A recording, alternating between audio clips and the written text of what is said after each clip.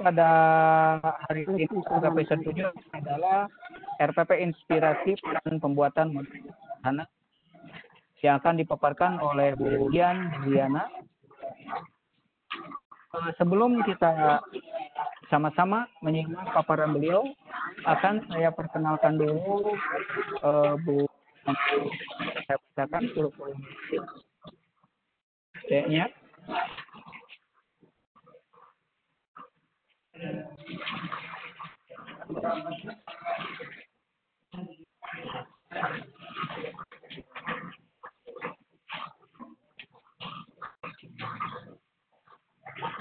Kan Bu Dian.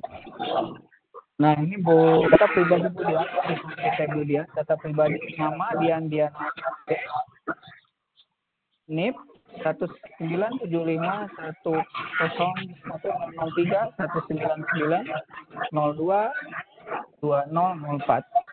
pangkat pembina tingkat 1 golongan 4B, tanggal lahir Majalengka 3 Oktober 1975, unit kerja SMP Negeri 1 Ciamplas Kabupaten Bandung Barat, alamat Kampung Lewi Gadung, RT 03 RW 10, Desa Ciapus, Kecamatan Banjaran.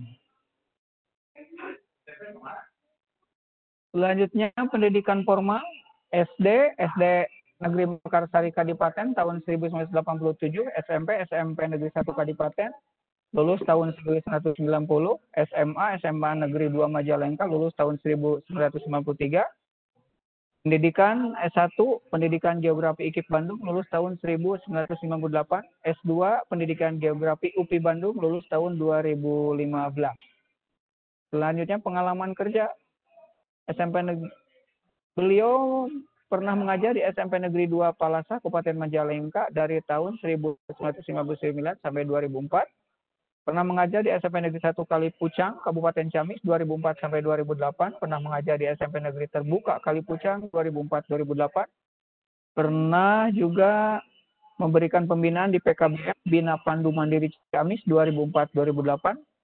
Kemudian beliau sekarang bekerja di SMP Negeri 1 Ciamplas, Kabupaten Bandung Barat. Organisasi, beliau sebagai Ketua MGMP PLH Kabupaten Bandung Barat 2011-2016, sebagai Ketua MGMP IPS Kabupaten Bandung Barat 2018-2021. Beliau juga anggota tim pengembang kurikulum SMP Kabupaten Bandung Barat 2012 sampai sekarang. Seksi kewirausahaan di FKG IPS Jabar Barat, sebagai sekretaris FKG IPS Kabupaten Bandung Barat, fasilitator daerah literasi Kabupaten Bandung Barat, pewarta newsroom di Dinas Pendidikan Kabupaten Bandung Barat, sebagai redaktur majalah Guneman Jawa Barat, sebagai Humas Bening Saguling Foundation 2016 sampai sekarang, sekretaris umum GARIS GLN Gerakan Literasi Nasional Jawa Barat. Kemudian juga beliau sebagai pengurus IGI Kabupaten Bandung Barat bidang 1. Selanjutnya diklat, beliau pernah mengikuti diklat Instruktur Nasional Kurtilat, pernah mengikuti diklat Instruktur Guru Pembelajar, kemudian juga beliau mengikuti diklat Fasilitator USAID Prioritas, mengikuti diklat Fasilitator Literasi, kemudian beliau mengikuti diklat Training of Trainer Tim Pengembang Kurikulum, terakhir sebagai Guru Inti PKP. Buku yang pernah beliau terbitkan atau buku-buku yang menjadi karya beliau itu Cisanti Danau Campernik Hulu Sungai Citarum sebagai karya tunggal beliau, Perjalanan Membentang Makna juga sebagai karya tunggal beliau, Pembelajaran Cantik juga karya tunggal beliau, Rinei Hujan di Padang Sapana juga karya, Eksotisme Geowisata Bandung Barat juga karya tunggal beliau, Keajaiban Bumiku juga merupakan karya tunggalnya, Setapak Jejak di Tanah Jambi, Nuansa Rindu, Bangga Menjadi Guru IPS, Segores Pena 1000 Kisah, Andalas Borneo Java. Selanjutnya penghargaan. Luar biasa, beliau ini pernah juara 1 Olimpiade Guru Nasional KBB 2016, juara 1 OGN Jabar 2016, finalis OGN Nasional, masuk 5 besar 2016, karya best practice terbaik MGMP IPS KBB 2016, karya tulis tenaga pendidik berprestasi 2018, juara 1 guru berprestasi tingkat kabupaten 2018, juara 2 guru berprestasi tingkat Jawa Barat 2019, peringkat pertama UKG 2, Ruang Guru Nasional 2019, mendapatkan penghargaan Satya Lencana Karya Satya 2019, kemudian juara pertama nasional The Best Content Inspire Project Ruang Guru 2019. Forum Nasional ya sebagai narasumber pada acara Kreator Muda Summit 2019, putusan dari Ruang Guru. Juga ada pemateri bersama pemateri lain, yaitu Menteri Koordinator Bidang Pembangunan Manusia dan Kebudayaan Republik Indonesia, Pak Muhajir Effendi di Museum Seni Jakarta. Kemudian menjadi narasumber pada acara peluncuran aplikasi baru Google Internet Awesome bersama Menteri Pemberdayaan Perempuan dan Anak, Ibu Igusti Ayu Bintang Darmawati. Itulah jejak beliau yang luar biasa sekali dengan segudang penghargaan. Dan pada kesempatan hal ini beliau akan memaparkan materi tentang RPP inspiratif dan pembuatan modul sederhana. Perlu kami sampaikan agar kita bisa menyimak paparan ini dengan baik. Saya perlu sampaikan, bagaimana biasa hindari penggunaan 2 perangkat dengan akun yang sama. Kemudian hindari penggunaan perangkat headset yang kurang optimal sebab akan mengeluarkan suara yang mengganggu. Itulah yang bisa saya sampaikan, dan selanjutnya mari kita sama-sama membuka acara dengan membacakan basmalah. Bismillahirrahmanirrahim. Dan kesempatannya kami serahkan sepenuhnya kepada Ibu Diana. Kami persilakan. Terima kasih Pak Ujang. Bismillahirrahmanirrahim. Assalamualaikum warahmatullahi wabarakatuh. Sebelumnya Pak Ujang, untuk share materi biar saya aja. Oh iya, silakan Bu. Ya, terima kasih. Oke, Bapak Ibu guru hebat KBB dan khususnya dan Indonesia umumnya, karena di sini ternyata pesertanya tidak hanya dari Kabupaten Bandung Barat, Bapak Ibu, ternyata banyak yang dari Aceh, yang dari Sulawesi, yang dari Kalimantan gitu ya. Luar biasa sekali. Jadi mencari ilmu memang tidak harus di satu tempat, terus saja berputar ya. Sehingga ilmu kita semakin maju, semakin luas lagi. Oke lah, baiklah Bapak Ibu. Kita mulai saja. Materi kita kali ini adalah RPP inspiratif. Mungkin tepatnya adaptif ya. RPP adaptif karena kita sekarang berada pada kondisi pandemi COVID-19. Baiklah Bapak Ibu, saya akan men-share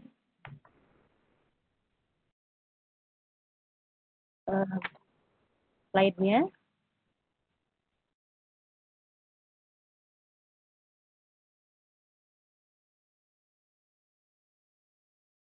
Sudah lihat Pak Ujang? Belum Bu.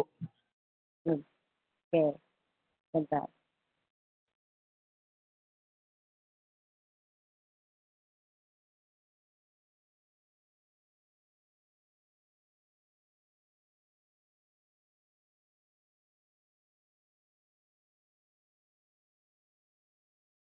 Sudah terlihat kan?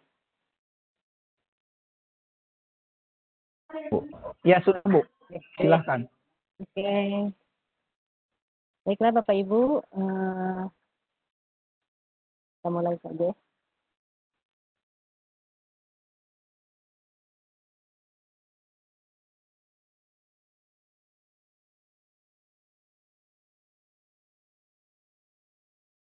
Ya.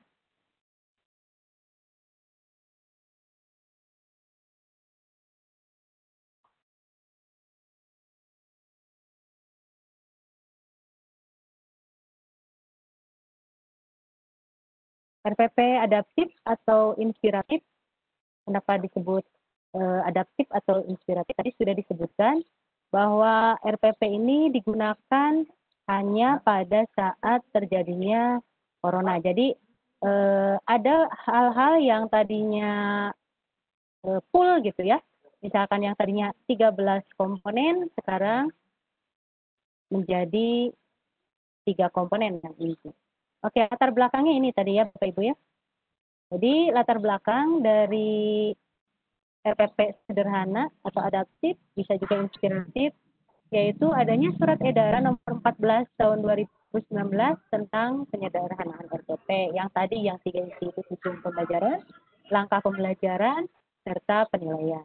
Kemudian adanya surat edaran Menteri nomor 4 tahun 2020, Bapak Ibu, tentang pelaksanaan kebijakan pendidikan dalam masa darurat penyebaran virus corona, dan surat edaran nomor 15 yang keluar tahun 2020 tentang pedoman penyelenggaraan belajar dari rumah. Terutama isinya adalah belajar dari rumah itu melalui pembelajaran daring, kemudian belajar dari rumah difokuskan pada life skill, terutama mengenai pandemi COVID-19, jadi nanti dihubungkan gitu ya. Kemudian aktivitas dan tugas bervariasi disesuaikan dengan kondisi setempat, jadi tidak usah dipaksakan. Kalau memang misalkan di daerah tersebut sulit internet, maka dicari cara lain atau teknik lain yang tetap sesuai dengan prosedur COVID-19. Kemudian bukti aktivitas diberi umpan balik. Jadi setiap ada aktivitas siswa itu harus selalu diberikan umpan balik yang sifatnya membangun.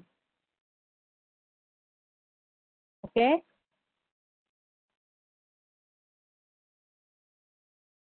Kemudian prinsip dari pelaksanaan belajar di rumah yang utama adalah ternyata itu merupakan keselamatan dan kesehatan. Jadi didulukan dulu. Keselamatan dan kesehatan lahir batin siapa? Ya tentu saja siswa, kita sebagai pengajar, dan juga lingkungan sekitarnya. Jadi pendidikan sekarang itu paling akhir dibukanya ya, wisata sudah mulai dibuka gitu ya. Kemudian BUMN sudah mulai dibuka, tapi kita pendidikan dalam sektor pendidikan masih sangat dibatasi dan akan dibuka nanti terakhir jika sudah dinyatakan aman. Kemudian yang kedua, pengalaman belajar yang bermakna. Jadi apa yang kita berikan kepada siswa itu sifatnya bermakna, tanpa terbebani, siswa merasa terhibur. Terus juga tidak harus mencapai target kurikulum gitu. Jadi sekarang slow aja ya, nggak usah misalkan, aduh ini materi ini belum, atau materi yang kedua belum tersampaikan. Jadi intinya kita harus mencari KD-KD mana yang esensial, topik-topik materi mana yang pokok yang harus disampaikan, dan kira-kira topik ini bermakna untuk peserta didik. Kemudian yang diberikan itu sifatnya adalah kecakapan hidup, gitu ya. Jadi jangan sampai siswa dibebani begitu banyak tugas, sifatnya banyak kognitif, menulis terus-terusan gitu, atau menghafal terus-terusan, tapi ini sifatnya kecakapan hidup. Jadi harus penerapan dan ringan gitu, sifatnya tidak berat. Lalu materi pembelajarannya bersifat inklusif, sesuai dengan jenjang pendidikan, sesuai dengan usia siswa, sesuai dengan budaya yang ada di tempat tersebut. Kemudian yang berikutnya, yang kelima, mempertimbangkan kesenjangan akses terhadap fasilitas BDR.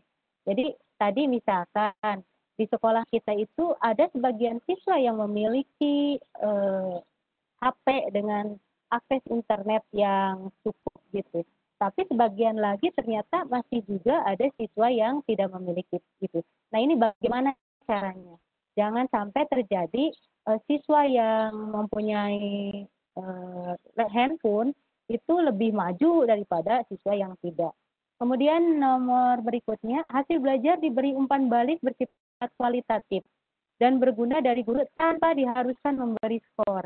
Jadi kalau tanpa diharuskan boleh saja, tapi cenderung ke kualitatif. Ya Bapak Ibu ya. Kemudian mengedepankan pola interaksi dan komunikasi yang positif antara guru dengan orang tua. Jadi justru di sini berkah daripada pandemi corona, hubungan antara guru dengan siswa, guru dengan wali kelas itu sangat-sangat dekat, karena justru akan komunikasi akan sangat banyak pada masa pandemi seperti sekarang ini. Kemudian prinsip pelaksanaan belajar dari rumah. Apa saja prinsipnya? Oke.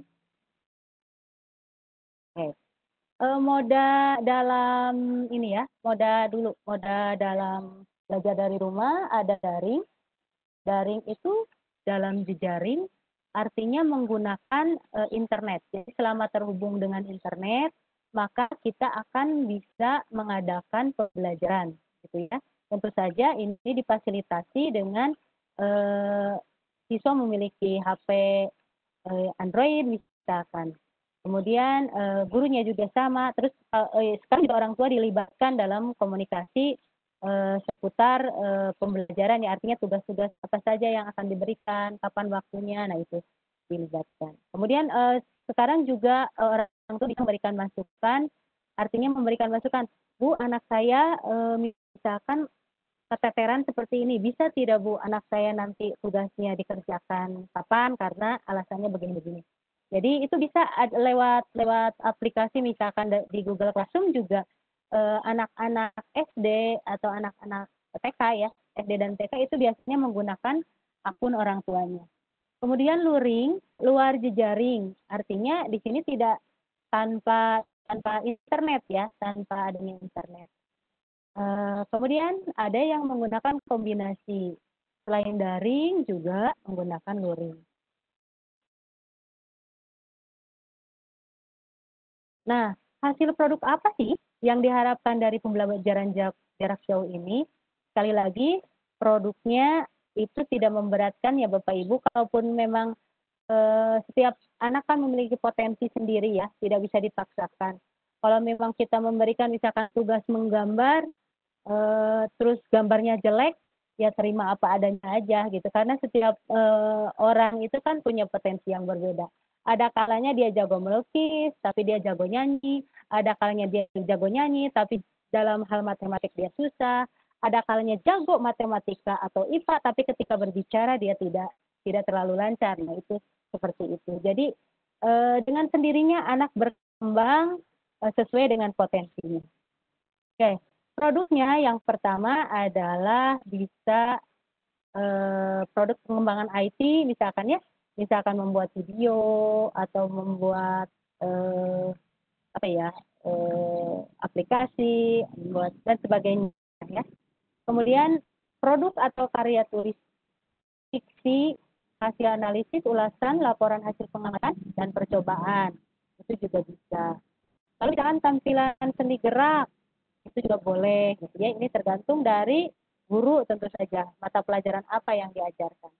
Lalu produk atau karya 3 dimensi seperti misalkan patung atau peta timbul atau hasil kerajinan. Lalu produk yang lainnya misalkan karya 2 dimensi seperti lukisan, sketsa, bagan, foto dan sebagainya, atau peta juga ada yang 2 dimensi ya, rata-rata 2 dimensi. Kemudian tampilan diri, misalkan pidato, baca puisi, cerita, wawancara, dan sebagainya. Itu contohnya ya Bapak Ibu, masih banyak lagi contoh yang lain. Kemudian, nah ini, hasil belajar dalam PJJ itu bertolak dari kompetensi dasar ya Bapak Ibu, jadi jangan lepas dari kompetensi dasar yang diberikan kepada siswa. Walaupun ini diambil esensinya saja, yang mana yang esensi, karena tidak mungkin semua materi atau tema atau ya materi yang ada di dalam kompetensi dasar pada masa sekarang ini bisa diberikan kepada siswa.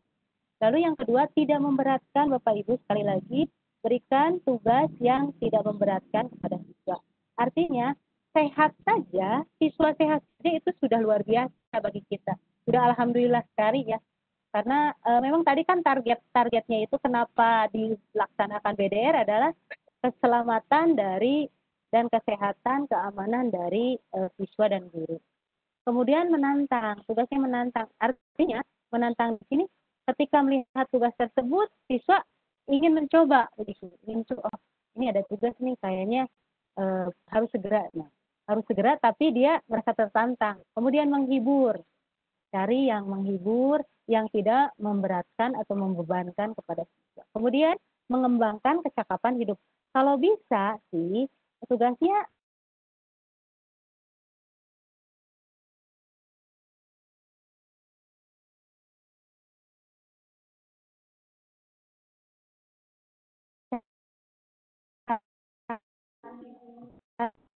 Kalau Budian suaranya kurang tidak terdengar.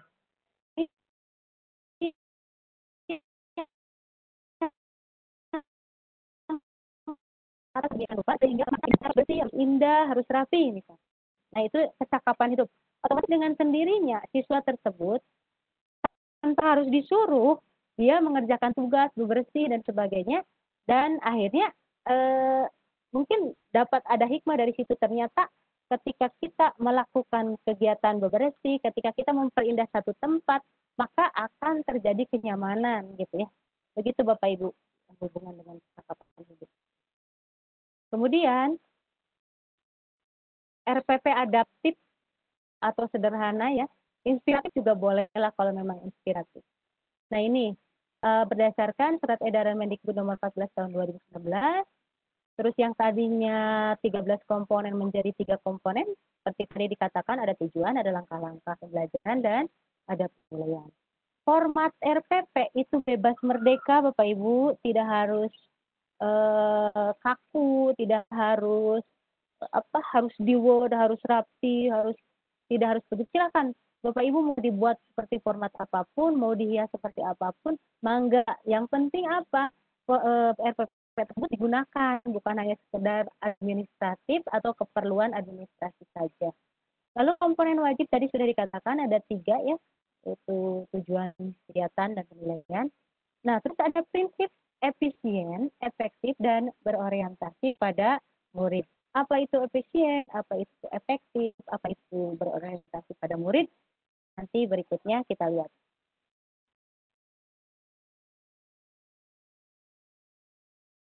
Nah ini Bapak Ibu, dengan adanya kebijakan baru tentang penyederhanaan RPP, guru bebas membuat, memilih, mengembangkan, dan menggunakan RPP sesuai dengan prinsip. Jadi tidak lepas dari sini.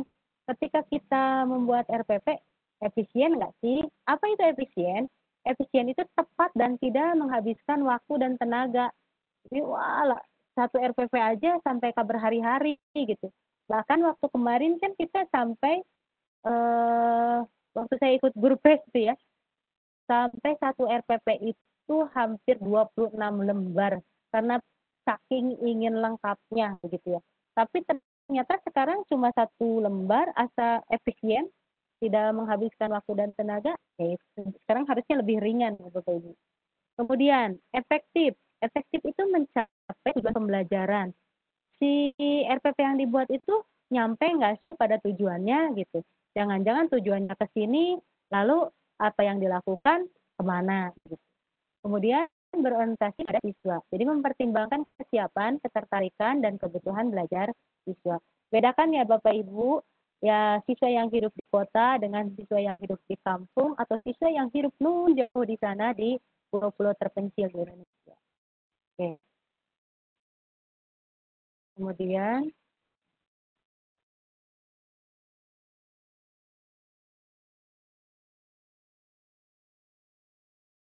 adaptasi pembelajaran di masa COVID-19 ini.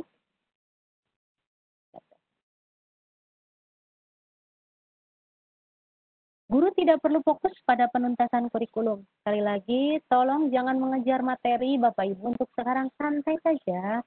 Santai saja. Kita hanya mencari, kalau bisa nanti berkumpul dengan MGMP gitu ya. Bisa dengan meeting sama-sama seperti ini online. Nanti diskusi kira-kira nih kelas 7 yang dari KD 1 ini yang esensialnya materi apa, kelas 8 materi apa, itu untuk permapal. Terus kemarin sudah dijelaskan di webinar waktu Bu Aulia juga, bisa saja kalau sekolahnya mau itu lintas KD. Jadi berkumpul berbagai mata pelajaran, nanti mana saja KD yang beririsan. Jadi supaya nanti siswa tidak jenuh, dari sini diberikan materi sama, dari misalkan IPS sama, dari IPA juga sama, misalkan di IPS ada tentang hidrologi, ternyata diajarkan juga di IPA, jadi bosan gitu. Kemudian pembelajaran harus menyesuaikan kemampuan siswa. Nah, di sini ya Bapak Ibu, sekali lagi setiap siswa memiliki potensi masing-masing. Jangan paksakan siswa, mata pelajaran saya si eta mah begini misalkan. Susah banget. Karena memang setiap mata pelajaran, setiap siswa itu memiliki potensi yang berbeda, memiliki karakteristik yang berbeda. Jadi ketika pelajaran kita ternyata siswa tersebut berbeda nilainya dengan yang lain, ya kita terima saja, tidak apa-apa. Karena dengan sendirinya, sekali lagi, setiap orang itu akan berkembang. Dan ilmu secara kognitif itu dengan mudah sebenarnya diakses dan dipelajari. Jadi kita selalu doakan untuk murid kita, semoga dia menjadi siswa yang luar biasa di masa depan. Karena apa, nanti siapa tahu nanti ketika kita ajar dia itu biasa-biasa saja, ternyata setelah dia kuliah dia menjadi orang yang unggul, bahkan di pekerjaan dia menjadi orang yang sukses gitu ya Bapak Ibu. Kemudian yang ketiga, berorientasi kepada siswa, ya. Ini sekali lagi pertimbangan berorientasi. Jadi siswa yang aktif, jangan guru yang aktif yang riuh, siswanya yang aktif. Tentu saja dengan komando ya, bimbingan dengan fasilitas yang diberikan oleh siswa. Kemudian 4, asesmen atau penilaian bersifat kualitatif. Sekali lagi bersifat kualitatif. Untuk sementara ya Bapak Ibu, untuk saat ini tidak diharuskan kuantitatif. Artinya di sini ada makna bahwa bukan berarti tidak boleh. Boleh. Soalnya begini Bapak Ibu, ketika berhubungan dengan raport, begitu kan, raport menuntut adanya nilai. Sedangkan kita pada masa ini harus tidak dituntut untuk kuantitatif. Nanti kita konversi saja Bapak Ibu ya. Kemudian berikutnya, terapkan Merdeka Belajar yang membuka opsi pilihan pembelajaran. Nah ini Merdeka Belajar, kita bebas memilih model apapun, kita bebas membuat RPP seperti apapun. Pokoknya yang intinya jangan lepas dari efisien, efektif, dan selalu berorientasi kepada peserta didik. Nah, ini komponen-komponen RPP Bapak Ibu, ada 13. Yang inti itu 3, gitu ya. Yang intinya itu 3, yang lainnya pelengkap. Sudah tidak heran ya, yang pertama adalah identitas. Ini penting sih, identitas. Jadi tidak ketukar-tukar gitu ya. Menjadi satuan pendidikan, kemudian mata pelajaran, seperti ini. Sudah biasa ya Bapak Ibu ya, identitas. Nah, kemudian ini kompetensi dasar. Boleh tidak dicantumkan? Boleh saja, tapi hanya sebagai pelengkap. Gitu ya. Tidak diwajibkan, boleh. Untuk apa sih kompetensi dasar? Boleh dicantumkan, boleh juga tidak. Supaya apa? Supaya guru mudah untuk merancang kegiatan, mengukur ketercapaian kompetensi yang diinginkan KD. Ya, itu dicantumkan. Ini dari mana nih? Oh, ini ada KD-nya. Ya. Kemudian ini juga ada IPK. IPK juga pelengkap Bapak Ibu. Boleh ada, boleh tidak ada. IPK ini penanda pencapaian kemampuan kompetensi dasar dalam bentuk pernyataan atau deskripsi yang lebih spesifik lagi dibanding KD. Jadi turunannya dari KD. Dengan ditandai dalam bentuk perilaku yang dapat diukur mencakup sikap, pengetahuan, dan keterampilan dikembangkan sesuai dengan karakteristik siswa. Mata pelajaran, satuan pendidikan, dan potensi. Kemudian, nah ini tujuan pembelajaran. Ini pelengkap. Oh tidak, yang ini harus. Yang ini harus. Tujuan pembelajaran harus ada di setiap RPP. Tujuan pembelajaran itu menggambarkan sebuah proses belajar mengajar dan hasil belajar siswa dapat dicapai melalui sesuai dengan kompetensi dasar. Ya, jadi ini tujuan pembelajaran. Harus ada ya Bapak Ibu ya. Karena termasuk inti dari surat edaran. Bagaimana merumuskan tujuan pembelajaran? Ini juga sudah sangat bosan ya Bapak Ibu ya. Harus ada unsur ABCD-nya, harus memuat unsur ABCD-nya. Apa itu ABCD? A itu audience, B itu behavior, C itu condition, dan D itu degree. Apa itu audience? Misalkan begini, ada tujuan pembelajaran. Melalui PJJ, pembelajaran jarak jauh, peserta didik dapat menganalisis klasifikasi tumbuhan. Misalkan, peserta didik dapat menganalisis 3 klasifikasi tumbuhan. Berarti audiens itu orang yang belajar, yaitu peserta didik atau siswa. Lalu behavior, melakukan yang spesifik, berarti yang menganalisis tadi ya, peserta didik menganalisis. Berarti menganalisis termasuk ke dalam behavior. Apa yang dilakukan? Menganalisis, mendeskripsikan, menelaah, membuat, ya, merekonstruksi. Nah, itu masuk ke dalam behavior. Jadi behavior ini kata kerja operasional ya Bapak Ibu. Kemudian condition. Condition itu kegiatan yang dilakukan siswa pada saat belajar. Jadi bagaimana mencapai tujuan itu dengan cara apa? Nah, itu condition. Jadi melalui pembelajaran jarak jauh. Nah, ini conditionnya, C-nya. Melalui pembelajaran jarak jauh. Melalui pembelajaran model problem based learning, ya. Melalui membaca artikel, melalui menyimak video. Nah, itu condition. Kemudian degree. Degree itu tingkat keberhasilan siswa dalam mencapai perilaku ditunjukkan dengan batas minimal dari penampilan suatu perilaku yang dianggap diterima. Ada 2 degree ya Bapak Ibu ya. Ada yang kuantitatif, ada yang kualitatif. Yang kuantitatif seperti sudah saya sebutkan tadi, melalui PJJ, peserta didik dapat menganalisis 3 klasifikasi tumbuhan misalkan. Nah, 3 ini adalah degree yang sifatnya kuantitatif. Ada lagi misalkan melalui PJJ peserta dapat mendeskripsikan teks prosedur secara runtut atau secara tepat. Nah, ini secara tepat itu merupakan degree dalam bentuk kualitatif. Kemudian, nah ini langkah pembelajaran. Ini harus ya, yang langkah pembelajaran kan tadi 3 komponen ya, tujuan, langkah pembelajaran, dan penilaian. Ini termasuk ke dalam komponen inti. Langkah pembelajaran ini menggambarkan proses kegiatan belajar mengajar dan interaksi guru dan murid yang dapat mencapai tujuan pembelajaran. Jadi kegiatannya gitu ya, menggunakan metode yang interaktif, inspiratif, menyenangkan, menantang, dan memberikan motivasi murid. Sehingga proses berlangsungnya kegiatan belajar mengajar tidak kaku. Jadi Bapak Ibu ketika kita mengajar jadilah aktif dan aktif ya. Jangan jadi pribadi kita seperti biasanya. Yang anggun.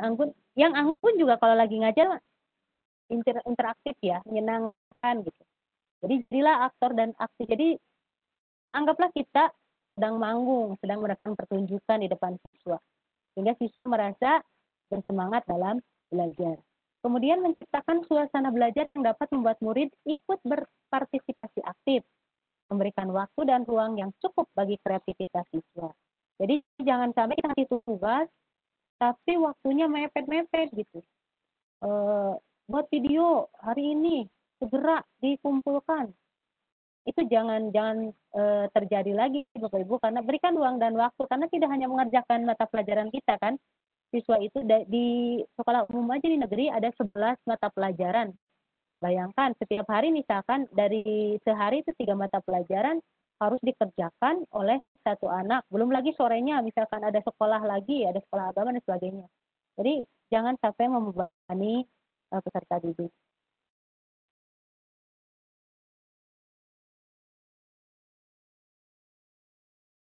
Nah, ini tadi sudah dikatakan, pada saat BDR ini penilaian bersifat kualitatif ya, tidak harus kuantitatif. Walaupun kita simpan saja. Kalau misalkan A itu amat baik ya. A itu kan seperti kita kuliah gitu. A itu ada dari berapa ke berapa, dari 3,5 misalnya, atau dari 3,51 sampai 4. Nah, itu berarti angka itu kita konversi nanti kalau misalkan dibutuhkan untuk administrasi dalam e-raport. Kemudian alat media dan sumber belajar ini boleh dicantumkan tidak? Boleh kalau memang ruangnya masih ada dan tidak memberatkan, tapi ini pelengkap ya Bapak Ibu. Alat apa yang digunakan saat melakukan pelajaran daring? Misalkan kertas, pensil, smartphone, laptop, terus alat pembelajaran lainnya. Media apa yang digunakan saat melakukan pembelajaran daring? Internet, video, gambar, aplikasi yang digunakan dalam pembelajaran daring misalkan banyak sekali ya. Seperti nanti besok kita akan belajar advisor dari Kang Denny, itu luar biasa keren. Kita siswa nggak bakal bosan, kenapa? Karena nonton video lalu video itu dipotong-potong gitu ya. Jadi ketika siswa itu mendengarkan materi dulu, dengarkan, setelah dia menerima materi tersebut, lalu ada pertanyaan dari materi yang sebelumnya itu. Jadi siswa masih ingat nih. Jadi merecall kembali yang sudah dia simak akan cepat gitu. Ingatnya juga akan cepat. Terus kemudian dipotong, dia tidak akan bisa melanjutkan ke video berikutnya apabila dia tidak menjawab. Nah, seperti itu kan menyenangkan ya, apalagi video yang disajikan adalah video yang lucu-lucu dan menghibur. Kemudian Google Classroom misalkan ya, atau sekarang Microsoft Office 365 dengan Teams-nya juga unggul ya Bapak Ibu ya, aplikasi unggul. Kemudian ada lagi Moodle, ada Edmodo dan sebagainya, banyak sekali ya Bapak Ibu ada aplikasinya. Oke, sumber belajar apa yang digunakan dalam pembelajaran daring? Misalkan buku sumber, lingkungan sekitar, sumber dari internet, orang tuanya, gitu. Dia cetak, tulis dengan lengkap. Nah, seperti itu Bapak Ibu ya. Nah, sekarang LK. Nah, LK harus seperti apa LK-nya? LK itu harus mengajak peserta didik aktif. Isinya itu. Yang kedua, memberi penekanan pada proses untuk menemukan konsep. Ya. Jadi, bagaimana caranya supaya dia mencari berbagai masukan, berbagai informasi, sehingga dia menemukan konsep yang berdasar. Gitu ya. Kemudian memiliki variasi stimulus.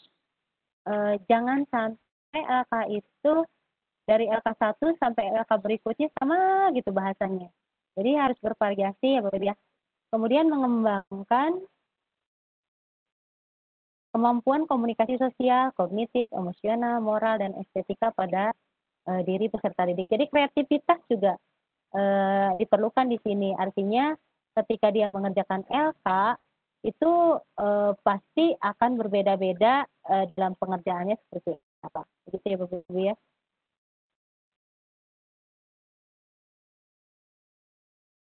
Kemudian komponen lembar kerja atau LK. Apa saja yang ada dalam LK? Yang pertama, ini minimal ya, boleh yang lebih dari ini juga boleh. Atau yang lebih sederhana lagi juga boleh, sekarang kan bebas-bebas aja. Yang pertama kompetensi dasar, yang kedua petunjuk mengerjakan LK, yang ketiga informasi atau konteks masalah. Terus yang keempat, tugas-tugas yang dituangkan dalam bentuk pertanyaan atau perintah harus diperhatikan tingkat kognitifnya. Kemudian langkah kerjanya, kemudian analisis dan kesimpulannya, gitu ya. Oke, kemudian yuk kita buat RPP inspiratif, Ibu ya. Ayolah ya.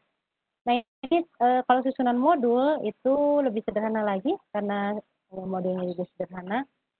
Mulai dari identitas, kemudian tujuan pembelajaran, uraian materi dan latihan. Cukup itu saja Bapak Ibu untuk modul. Baiklah Bapak Ibu, saya sekarang akan memperlihatkan beberapa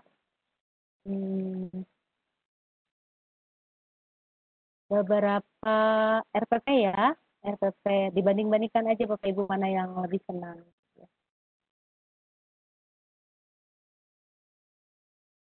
Nah ini contoh misalkan RPP yang saya cari dulu.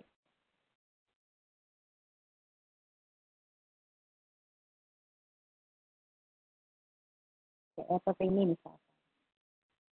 Bapak Ibu untuk RPP itu dengan mudah kita cari di guru berbagi ya. Dan kita juga bisa memasukkan RPP kita ke sana. Jadi saling melengkapi, saling berbagi gitu. Nah ini Bapak Ibu contohnya. Misalkan ini RPP dari seni budaya ya. Ini juga dari guru berbagi Bapak Ibu. Seperti ini, materinya membuat poster. Jadi mungkin materinya tentang poster ya. Dengan berbagai bahan dan teknik. Pak Zaki yang membuatnya. Di sini ada tujuan pembelajaran. Nah, intinya sudah ada ya. Tujuan pembelajarannya ada. Kemudian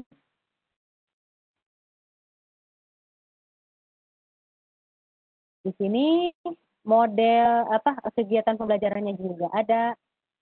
Ini tujuan pembelajaran misalkan membuat poster bertema cegah COVID-19 dengan berbagai bahan dan teknik serta melakukan edukasi tentang virus tersebut kepada masyarakat luas melalui model pembelajaran study disaster.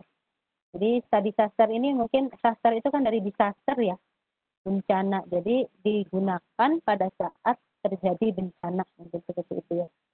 Jadi apa yang dilakukan itu mengintegrasikan pendidikan kebencanaan dengan pembelajaran. Kemudian kegiatan pembelajarannya seperti ini ya. Kegiatan pembelajaran daring dilakukan melalui Mikrotik, pakai mikrotik ternyata milik sekolah. Jadi internetnya luar biasa ini kalau pakai mikrotik, nggak lemot biasanya, full ya itunya internetnya. Serta grup WhatsApp agar komunikasi dua arah antar guru dan siswa dapat lebih intensif. Model pembelajaran yang digunakan adalah study session. Nah ini sintaknya ada identification, kan setiap model punya sintak ya Bapak Ibu ya. Terus ada search, ada plan, ada create, ada share. Ini sangat bagus untuk guru seni ya. Kemudian penilaian pembelajaran produk dinilainya dari apa? Dari uniknya, pesan yang dibuat, dari ide gambarnya, dan dari prinsip seni rupa yang terkandung di gambar ini. Sikapnya ketepatan menyerahkan tugas, ketekunan, dan tanggung jawab. Ini contoh dari RPP yang inspiratif ya Bapak Ibu ya. Kemudian kita coba cari lagi di berikutnya.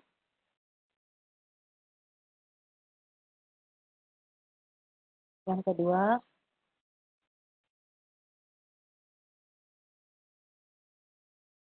seperti ini Bapak Ibu. Nah ini dari contoh fisika nih ya, tentang pemanasan global. Tujuannya ada, kan ini wajib ya, tentang gejala pemanasan global. Kemudian kegiatan pendahuluannya melalui aplikasi WhatsApp katanya tuh.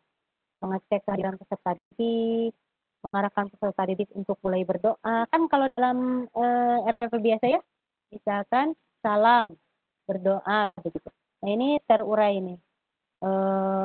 Ini disebutkan langsung Quran surat Asy-Syu'ara ayat 27. Terus mengarahkan peserta didik untuk membuka Google Classroom tentang materi yang akan dipelajari. Belajar dari rumah ya Bapak Ibu ya. Pertemuan ke-1. Nah, seperti ini dijelaskan, seperti ini rinci ya Bapak Ibu ya. Pertemuan 1 apa, pertemuan 2 apa. Nah, ini seperti ini. Penilaian ada. Ini 3 ya, cuma 3 tanpa pelengkap tuh sampai sini. Boleh tidak lebih dari 1 lembar? Boleh Bapak Ibu, nggak apa-apa. Kalau memang mau gitu tidak memberatkan silahkan saja.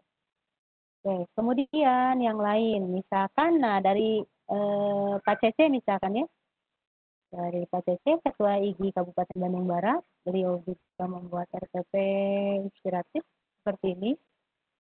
Ini SMA 1 Negeri Parongpong. Kompetensi dasar, ini pelengkap ya. Pelengkap, tapi beliau cantumkan itu. Kemudian tujuan pembelajarannya ada, ini inti kegiatan pembelajarannya ada mulai dari awal, kegiatan inti, penutup, ya. Kemudian di sini penilaian. Guru menilai EKPD yang dikerjakan oleh siswa atau ulangan harian secara daring. Guru menilai model sel dan EKPD percobaan sederhana di osmosis. Nah, ini berarti pakai modul ya Bapak Ibu ya. Guru menilai sikap siswa berdasarkan kemandirian belajar.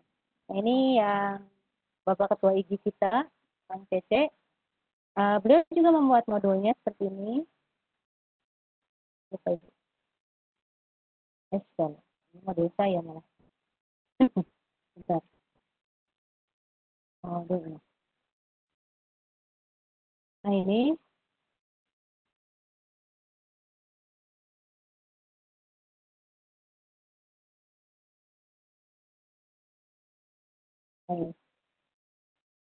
mulai dari babnya bab berapa misalkan.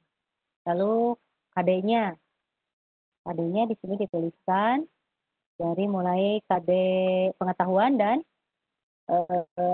keterampilan kecuali mata pelajaran PAI dan PKN. Ya, itu ada sikap dan ada KD sikapnya. Kemudian tujuan pembelajaran di sini ya dicantumkan. Kemudian uraian materi. Jadi materinya dikasih siswa itu. Jadi semacam pembimbing gitu ya. Bimbingan. Membimbing siswa. Jadi, kalaupun luring nanti ketika siswa mendapatkan ini, siswa bisa bekerja tanpa harus terhubung dengan internet. Ini bagi yang luring persiapan. Ini misalkan dijelaskan seperti ini, kasih gambar. Ini apa perbedaannya di sini. Kemudian terakhir latihan. Jadi sekali lagi modul itu sederhana dari mulai kompetensi dasar, Bapak Ibu, dituliskan tujuan pembelajaran, kemudian uraian materi, dan ini uraian materi, terakhir latihan. Bapak Ibu. Nah sekarang saya sudah mencoba membuat itu ya Bapak Ibu, walaupun sederhana. Bapak Ibu lebih hebat lagi mungkin nanti membuat. Tapi saya ingin supaya RPP itu tidak kaku, agak beda dari yang lain. Gak apa-apa lah, kan bebas. Kata yang tadi juga ya, kata surat edaran juga boleh-boleh aja. Silakan Pak RPP, nggak diatur, tidak ada RPP terbaik gitu ya. Menurut Kemdikbud nggak ada. Itu bebas. Yang penting digunakan oleh gurunya, diterapkan pada siswa. Gitu. Nah ini Bapak Ibu Guru, ini kompetensi dasarnya.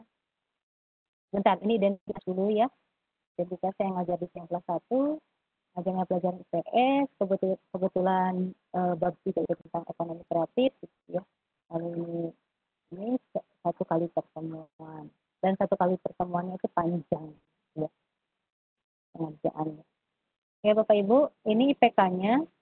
Karena ini IPK kunci, jadi saya masukkan IPK kunci. Kan IPK itu ada 3 ya Bapak Ibu ya. Ada IPK kunci, ada IPK pelengkap, ada IPK pengayaan. Nanti di belakang ada penjelasan.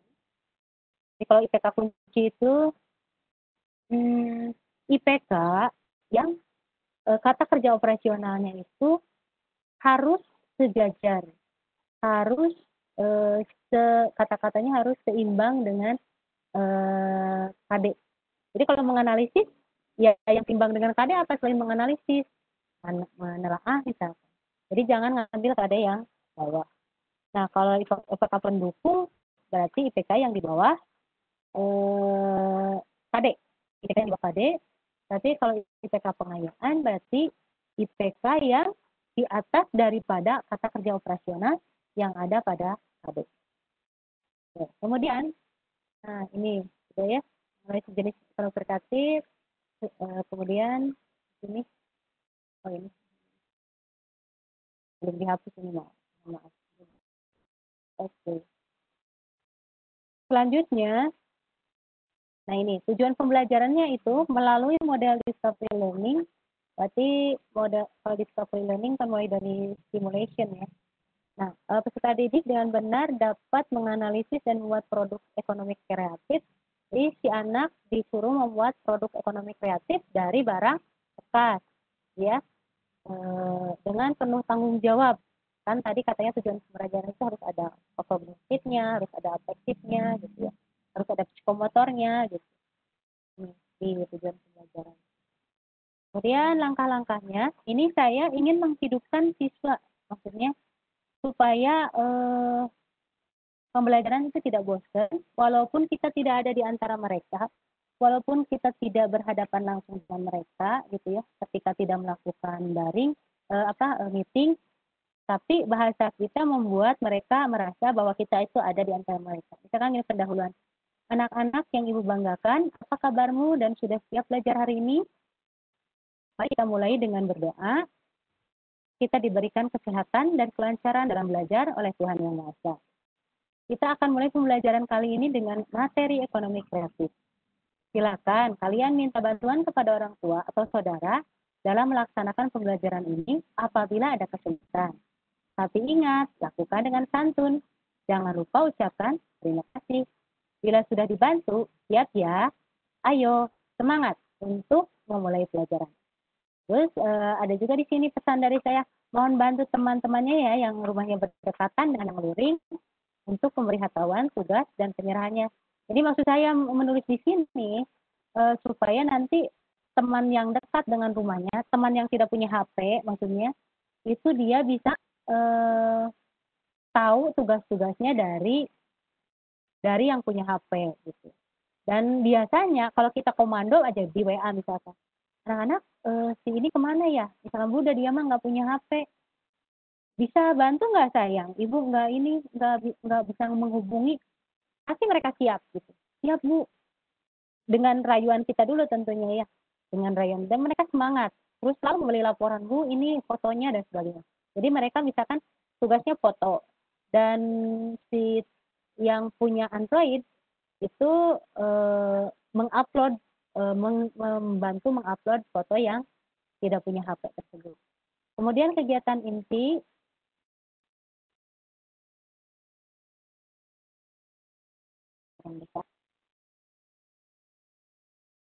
kegiatan intinya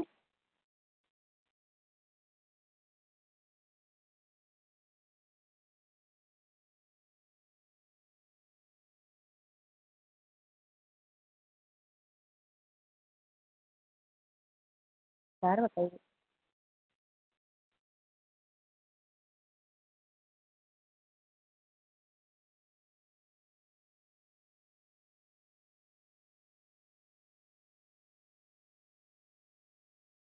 Nah, kegiatan intinya seperti ini Bapak Ibu. Jadi karena tadi kita menggunakan discovery learning, maka yang pertama adalah simulation.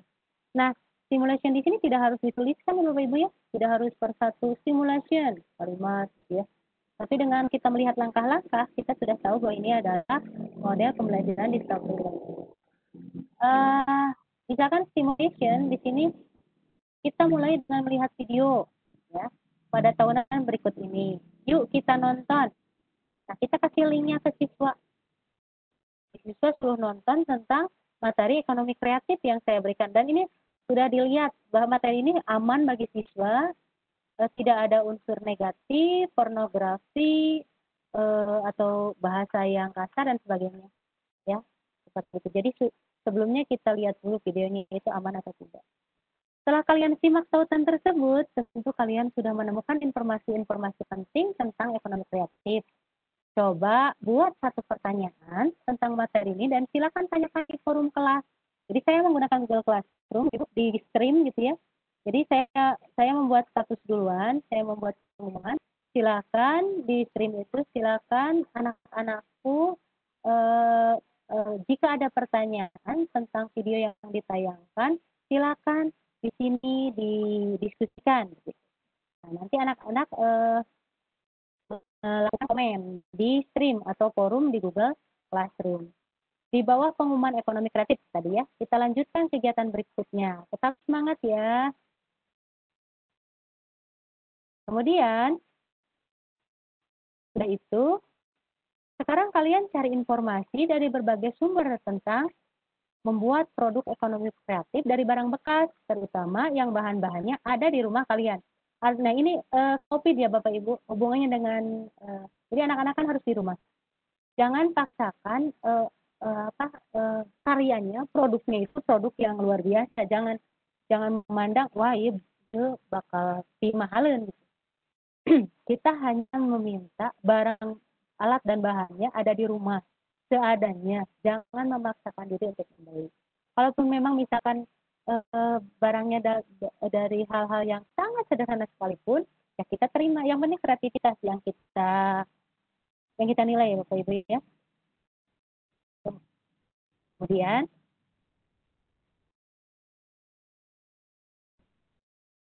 Kemudian kalian bisa meminta pendapat kepada orang tua atau saudara untuk membuat produk sederhana dari bahan-bahan bekas yang ada di rumah. Jadi maksudnya gini,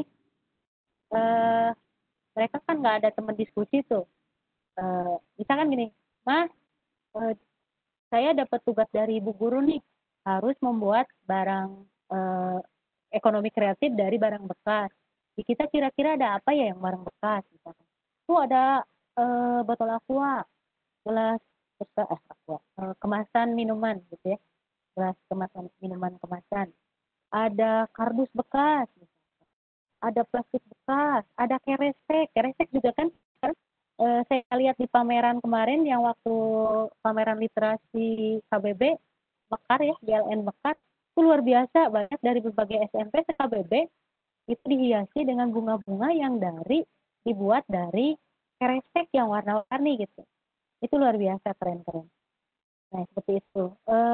Jadi mereka minta pendapat ada apa saja barang-barangnya. Terus mereka juga minta pendapat kira-kira yang bagus apa ya. Gitu. Nah ini. Kemudian siapa saja alat dan bahan yang ada. Yang ada kira-kira apa yang bekas. Jadi anak siswa itu nyari yang bekas. Oh ini sekalian bebersih gitu ya Bapak Ibu ya. Oh ini ada yang bekas. Nanti dikumpulkan ya. Terus kemudian bahan yang akan kalian buat menjadi barang ekonomi kreatif yang sederhana. Tidak harus dibuat sekarang, ada waktu seminggu lagi. Eksplorasi kreativitas kalian ya, divideokan dan upload ke YouTube. Ya, nanti linknya berikan ke Ibu via WA. Seperti itu ya. Nah,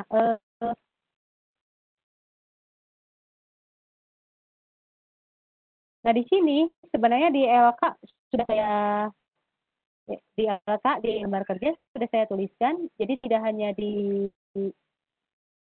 tidak dibuat videonya sekarang, tapi barang-barang yang dia kumpulkan itu harus difoto dan diupload ke kantung tugas di Google Classroom. Kemudian supaya kalian lebih memahami tentang ekonomi kreatif yang sudah kalian pelajari, yuk ikut kuis. Nah di sini saya sudah menyiapkan kuis untuk siswa. Siswa nanti kuisnya lewat form. Jadi saya contohkan dulu ya.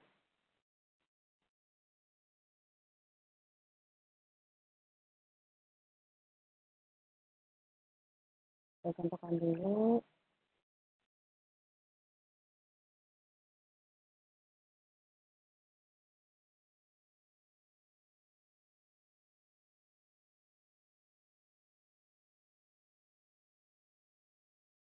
Gesernya agak susah.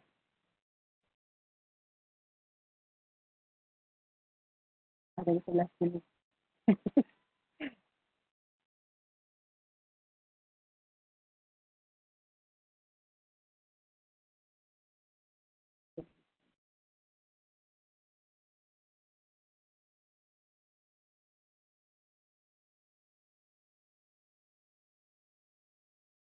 Nah, siswa nanti diberikan ini Bapak Ibu. Nah, siswa nanti suruh menjawab pertanyaan-pertanyaan yang ada di form ya. Nah, nanti otomatis siswa menjawab form seperti ini. Kemudian siswa juga saya beri link ini. Untuk apa? Ini untuk siswa lebih memahami, lebih apa ya? Belajarnya lihat gambar-gambar dan video gitu ya, seperti ya. Saya berikan siswa ini.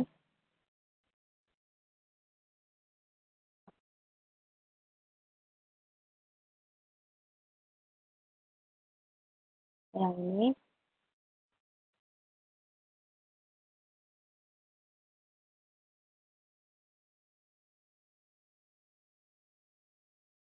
Nah, saya berikan linknya kepada siswa. Jadi siswa akan mendapatkan ini, mendapatkan link dari saya. Nah, seperti ini, produk ekonomi kreatif. Dan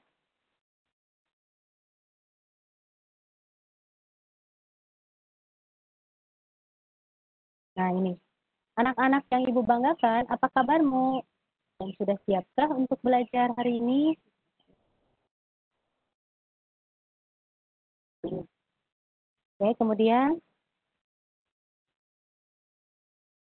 Kita mulai dengan melihat video pada tautan berikut ini. Kita klik videonya. Oke. Nanti dengan sendirinya dia melihat video tentang ekonomi kreatif. Itu ya Bapak Ibu ya.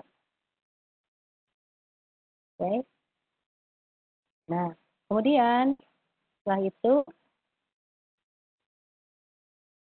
ya,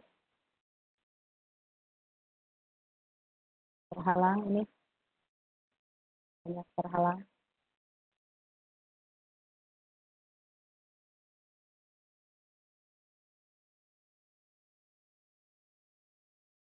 Nah, siswa dengan apa kan siswa Mas senangnya gambar sama video Bapak Ibu.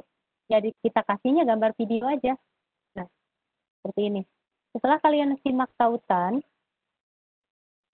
ya, setelah kalian simak tautan, tentu kalian sudah menemukan informasi penting tentang ekonomi kreatif. Coba buat satu pertanyaan tentang materi ini. Jadi siswa dikasih ini aja Bapak Ibu.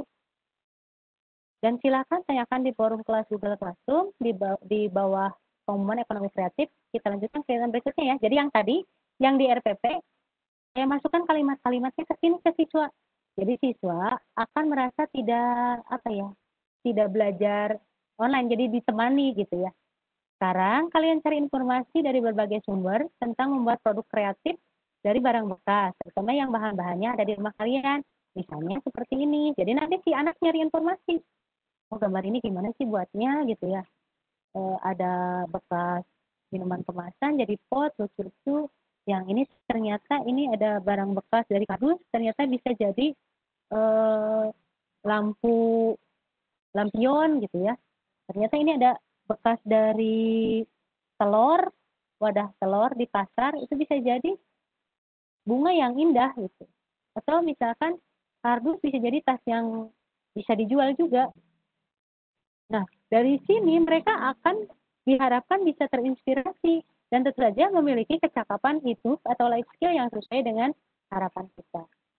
Kemudian kalian bisa meminta pendapat kepada orang tua. Nah, ini yang tadi yang sudah saya tuangkan di dalam RPP, saya tuangkan di sini. Terus mereka jawab, ya. Terus seperti ini. Tepuk tangan. Kalian hebat. Terima kasih anak-anakku.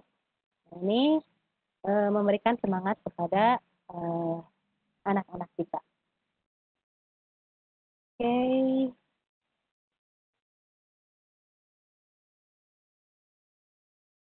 Kita lanjutkan.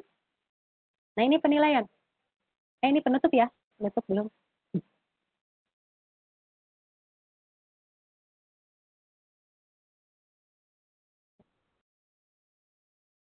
Penutup. Oh, ini tadi sudah ya. Sekarang kalian cari informasi. Kemudian kalian bisa minta pendapat. Terus nanti dibuat ke YouTube ya. Tapi ini waktunya seminggu. Jadi ada produk foto hari itu. Dan nanti seminggu lagi dikasih waktu seminggu untuk video ketika dia membuat ekonomi kreatif dari barang bekas tersebut. Gitu ya. Dan nanti bisa saja jadi khusus untuk presentasi saja. Bisa jadi seperti itu. Pembelajaran berikutnya. Nah ini terima kasih misalkan kalian terima kasih atas semangat belajar kalian hari ini. Ibu sangat menghargai segala upaya kalian untuk belajar. Tetap berada di rumah, jaga kesehatan dan selalu berdoa. Tetap bahagia dan semangat ya. Sampai berjumpa pada pertemuan berikutnya. Ini RPP yang saya buat seperti ini Bapak Ibu. Kemudian penilaian sikap, keaktifan siswa dalam kegiatan pembelajaran online ya dan disiplin waktu dalam mengerjakan tugas yang diberikan. Seperti ini. Kemudian alatnya, media dan alat. Ini ada smartphone, laptop, serta WhatsApp, Google Classroom, akses internet dan sebagainya di sini dijabarkan, termasuk kalau kita buku, ya bukunya dimasukkan. Seperti itu, Bapak Ujang. Halo? Itu saja mungkin. Iya, halo. Bapak Ibu.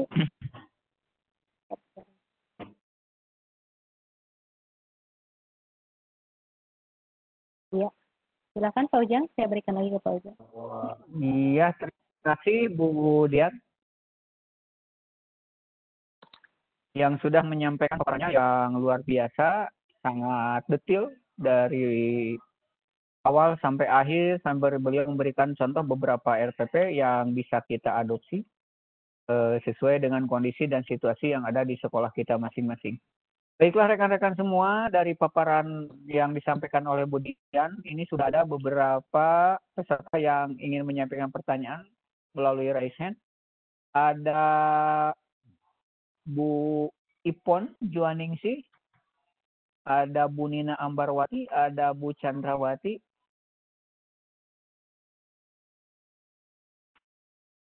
Silahkan Bu Ipon, mangga Bu Dian.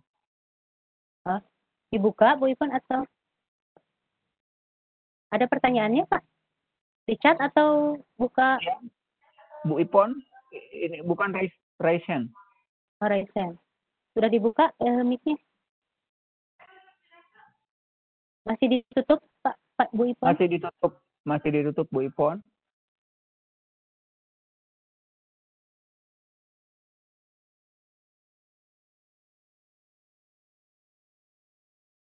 Saya aja yang buka ya Pak ya?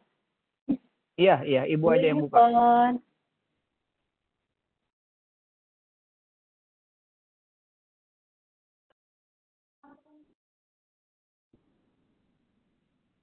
Saya bukan host kayaknya Pak. Kalau nggak Bu Ipon, ada Bu Nina Ambarwati.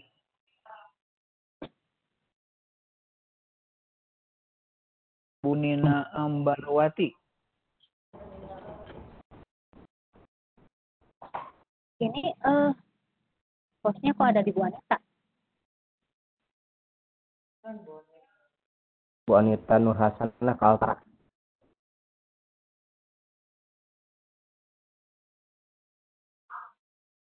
Silakan Bu Anita, Pak Ujang. Ya, kok jadi ke Bu Anita ya? Oke, ada saya. Oh, yang chat dulu aja Pak Ujang.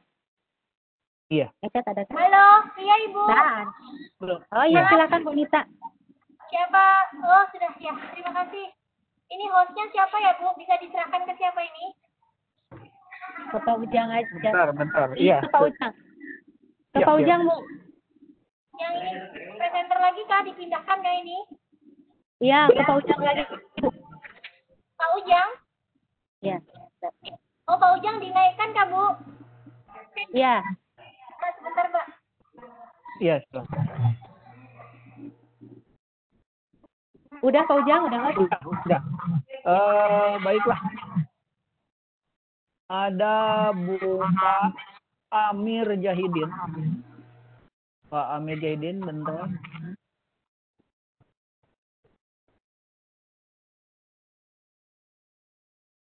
Bisa dinaikkan Bun? Udah Bu. Pak Amir Jahidin, silakan. Pak Amir. Assalamualaikum warahmatullahi wabarakatuh. Waalaikumsalam warahmatullahi wabarakatuh. Ini ada pertanyaan. Pertama, saya ucapkan terima kasih kepada pembicara.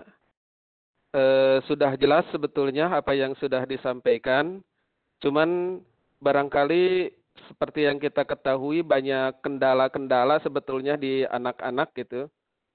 Kalau kita belajar seperti yang disampaikan oleh pembicara barusan, siswa menyimak video gitu ya, banyak menyimak gambar, itu artinya mereka harus memiliki banyak kuota gitu. Nah, di antara fasilitas internet, misalnya Google Classroom atau POM atau Quiz, kira-kira yang mana yang lebih ramah terhadap kuota, terhadap agar para siswa bisa belajar dengan menghemat begitu ya, belajar menghemat. Terima kasih. Assalamualaikum warahmatullahi wabarakatuh. Waalaikumsalam. Pak Amir dari mana Pak? Dari SMP 1 Cipendei, Ibu. Oh, Kabupaten Bandung Barat, Ya. SMP 1 Cipendei, Kabupaten Bandung Barat. ada lagi? Iya, nuhun. Silakan Bu Dian. Langsung saja, Pak Ujang. Oke, hatur nuhun Pak Amir Jahidin dari SMP 1 Cipendei Kabupaten Bandung Barat. Yang mana di antara aplikasi yang lebih hemat kuota? Apakah kuis, apakah video tadi singkat yang saya sajikan, atau Google Classroom? Menurut saya Google Classroom, Kak. Karena kuis dan video yang tadi saya sajikan, itu ada di Google Classroom. Artinya dikaitkan di Google Classroom, ditempelkan, ditugaskan dari Google Classroom. Jadi di Google Classroom itu apapun ya Bapak ya, mau materi dari manapun, materinya bisa kita mengambil dari komputer kita sendiri, atau materi dari artikel website, atau materi dari YouTube, atau materi dari apapun, itu bisa disimpan di Google Classroom. Termasuk kuis, ulangan, atau apapun bentuknya, itu bisa disimpan, ditugaskan di Google Classroom. Jadi disambungkan ke situ, semuanya disambungkan ke situ, ada semuanya di situ. Seperti itu Bapak Ibu. Memang sih, ya betul Bapak. Bagaimana dengan kuota? Berarti kita harus mengakali kapan kita meeting. Meeting biasanya nyedot banyak, apalagi seperti kita Ujang ya, dibuka layarnya itu nyedot kali. Jadi memang kalau tidak perlu amat, lebih baik ditutup. Untuk meeting usahakan ada, tapi tidak harus setiap hari. Misalkan boleh sebulan sekali, boleh dua minggu sekali gitu. Nanti asal dengan catatan tugas-tugasnya jelas di Google Classroom. Jadi Google Classroom itu luar biasa juga. Jadi tidak hanya Google Classroom, Ibu, banyak banget aplikasi seperti itu. Dan cara mengakalinya untuk tidak terlalu banyak kuota, ya meetingnya jangan terlalu banyak. Saja. Tadi seperti sebulan sekali, tapi komando di Google Classroom gencar gitu. Dan tugasnya jangan terlalu banyak. Misalkan tadi saya sudah menugaskan video foto satu. Yang berikutnya menelaah video yang mereka buat. Minggu berikutnya dari video tersebut kira-kira misalkan kelemahan dan kelebihannya apa. Minggu berikutnya dari video yang sudah dibuat tersebut kira-kira laporan keuangan seperti apa, debit, kredit, kalau dijual biasanya harganya seperti apa. Begitu Pak. Jadi tidak harus perusahaan online gitu ya. Walaupun kalau di Google Classroom, kapanpun, dimanapun, siswa bisa melakukan tugas selama masih terhubung dengan internet. Kalau dibanding-banding, ya kalau di Google Classroom atau di Office atau di Moodle, ya semuanya bisa masuk tugas di situ. Jadi, karena di-link-kan gitu Pak, di-link-kan. Seperti itu. Gitu Pak Ujang. Iya, terima kasih Bu Dian atas penjelasan untuk pertanyaan dari Pak Mijahidin terkait aplikasi mana yang memang sangat mudah juga tentunya hemat untuk diakses oleh siswa, sebab memang salah satu yang menjadi kendala adalah akses internet yang harus ditempuh oleh siswa yang kadang-kadang menjadi masalah. Selanjutnya ini ada Bu Chandrawati. Ini silakan Bu Chandrawati. Halo, Bu Chandrawati. Oh, Pak Chandra ya? Pak Chandra. Halo. Pak, perempuan, Pak. Oh, Ibu. Ya, Ibu. Silakan, Bu. Ya, Pak. Mau tanya, Pak. Ya, silakan, Bu. Durasi waktunya untuk online itu dibatasi nggak, Pak? Bu Chandra dari mana, Bu? Dari Bekasi, Bu. Oke. Dari SMP, SMA, atau dari mana, Bu? Ya, saya Chandrawati dari SMP 16, Bu. Oke. Itu kan, Bu, Ya, pembelajarannya bisa online, bisa tidak ya, Bu? Iya. Nah, kalau Kombinasi ya. kalau online tuh, Bu, itu waktunya Ya. dibatasi nggak, Bu, ya? Oke. Itu saja, Bu. Terima kasih, Bu. Iya, Ibu. Ya, mangga. Silakan. Langsung saja, Pak Ujang. Oke, Bapak Ibu. Silakan, Bu Dian. Iya. Dalam pelaksanaannya, prinsip efisien, efektif, dan berorientasi pada siswa itu selalu dipegang. harus selalu dipegang. Artinya ketika kita memberikan tugas itu tadi kan tidak memberatkan, tidak menyita waktu, tidak berbebani, bahkan harusnya menghibur. Jadi untuk online kan ada due date ya, kalau dalam ada waktu tenggat, ada waktu penyelesaian tugasnya kapan.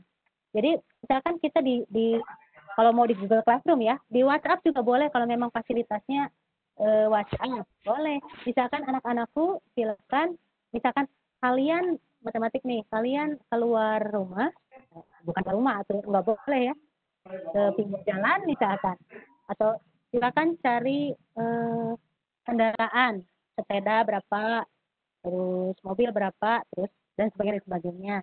Ya, kemudian kira-kira berapa persentase dalam waktu 30 menit misalkan seperti itu. Itu kalau di dalam Google Classroom atau di WhatsApp kan tidak harus tidak harus bertatap langsung, tidak harus sampai jam berapa, cuma kita tegaskan tugas ini harus selesai pada misalkan tugas ini harus selesai pada hari apa jam berapa, atau tugas ini harus selesai pada hari ini jam berapa, seperti itu. Tentu saja kalau yang hari ini tugasnya harus ringan seperti tadi foto barang-barang atau alat dan bahan yang akan dijadikan sebagai barang ekonomi kreatif. Cuma motor saja kan, cekrek beres. Boleh pakai tenggat waktu, silakan. Ibu tunggu sampai jam 9 malam. Gitu. Jadi tadi harus ada waktu, jangan sampai siswa menjadi asal-asalan. Satu asal-asalan. Kedua tentu saja merasa terbebani. Jadi tidak merasa senang dengan pembelajaran. Mungkin seperti itu ya Bu Chandra. Jadi yang menentukan nanti yang tahu bahwa itu berat atau tidak, kira-kira waktunya berapa, ya kita sebagai gurunya. Itu Ibu Chandra, sehat selalu, terima kasih. Iya, terima kasih Bu Dian yang sudah memberikan paparan terhadap pertanyaan Bu Chandra. Selanjutnya ini ada dari peserta kita yang luar biasa aktifnya, Pak Sukardi dari Lembang 1. Silakan Pak Sukardi. Senior ini ya. Suhu saya Pak Sukardi. Assalamualaikum. Waalaikumsalam. Bapak Damang. Alhamdulillah turun kasadayana. Nuhun Pak. Di chat abdi tos izin bertanya, tapi di sini aja intinya begini. Saya balik bertanya tuh begini aja. Apa indikator RPP inspiratif? Indikatornya sehingga menginspirasi kita nih yang mau mencoba mencontoh yang inspiratif itu seperti apa? Indikatornya itu apa? Yang kedua, saya kesulitan, barangkali bisa ada pencerahan. Ya. Di sekolah kami itu terkategori ada siswa inklusif, ada siswa yang akselerasi, dan ada siswa yang biasa-biasa. RPP-nya seperti apa? Sebab kita ingin bahwa siswa itu terlayani secara individual. Ya. Kalau RPP-nya 1, seperti apa supaya semuanya kageroh gitu. Ini menjadi beban pikiran saya ketika 3 bulan kemarin akhirnya bisa kompet daunkeun lah istilahnya. Nah barangkali ini juga dirasakan oleh teman-teman kita. Terima kasih, itu saja atas perhatian dan kesempatannya. Assalamualaikum warahmatullahi wabarakatuh. Waalaikumsalam warahmatullahi wabarakatuh. Silakan kemudian langsung saja. Oke. Pertanyaannya luar biasa. Apa indikator RPP inspiratif? Indikatornya apa? Ada 3 tadi. RPP yang adaptif inspiratif. Yang pertama harus efisien. Yang kedua harus efektif. Jadi efisien itu tidak membuat guru jadi banyak kerjaan, begitu ya. Yang kedua harus efektif sesuai dengan tujuan pembelajaran. Jadi di dalamnya harus sesuai dengan tujuan pembelajaran. Kalau misalkan tujuannya membuat video, ya membuat video. Jangan sampai di dalamnya di tujuannya membuat video di dalam rentetan RPP-nya ternyata hanya membuat cerita, begitu kan? Itu tidak nyambung. Itu yang sesuai dengan tujuan yang efektif. Yang ketiga adalah harus berorientasi kepada siswa. Sekali lagi, siswanya harus jadi aktif, harus jadi terinspirasi, harus jadi semangat begitu. Dan seperti itu. Dan sekarang untuk yang mana RPP yang inspiratif itu, yang menilai sekali lagi Bapak Ibu yang mana, karena materi yang tahu Bapak Ibu ya, artinya ini sesuai nggak nih sama saya gitu. Kalau diajarkan seperti itu. Misalkan tadi RPP saya detail seperti itu, karena memang saya senangnya itu gitu. Jadi ketika diberikan kepada anak, saya ingin anak itu merasa dekat. Dan tadi sudah mungkin tadi diperlihatkan seperti itu. Mungkin ada lagi yang ini mah RPP-nya saya ingin seperti ini, misalkan runtut, ilmiah dan sebagainya. Boleh saja. Jadi sekali lagi RPP itu tidak ada yang baku, yang menyatakan inspiratif atau tidaknya diri guru sendiri asal memenuhi 3 syarat. Sekali lagi, efisien, efektif, dan berorientasi pada peserta didik.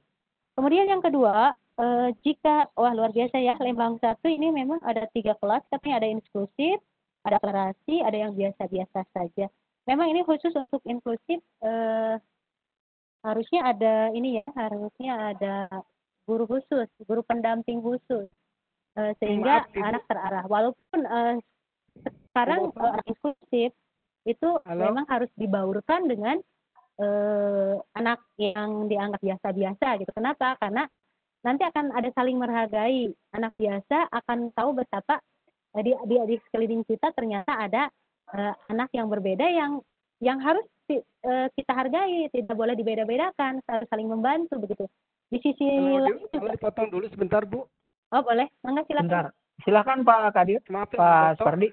Tidak Ya, dibedakan ada kelas inklusif, satu kelas, bukan dalam satu kelas itu kalau saya klasifikasikan itu ada yang inklusif, ada yang akselerasi gitu, maksudnya pintar banget gitu, ada yang biasa-biasa. Tapi guru cara melayani semua siswa tersebut kan harus adil.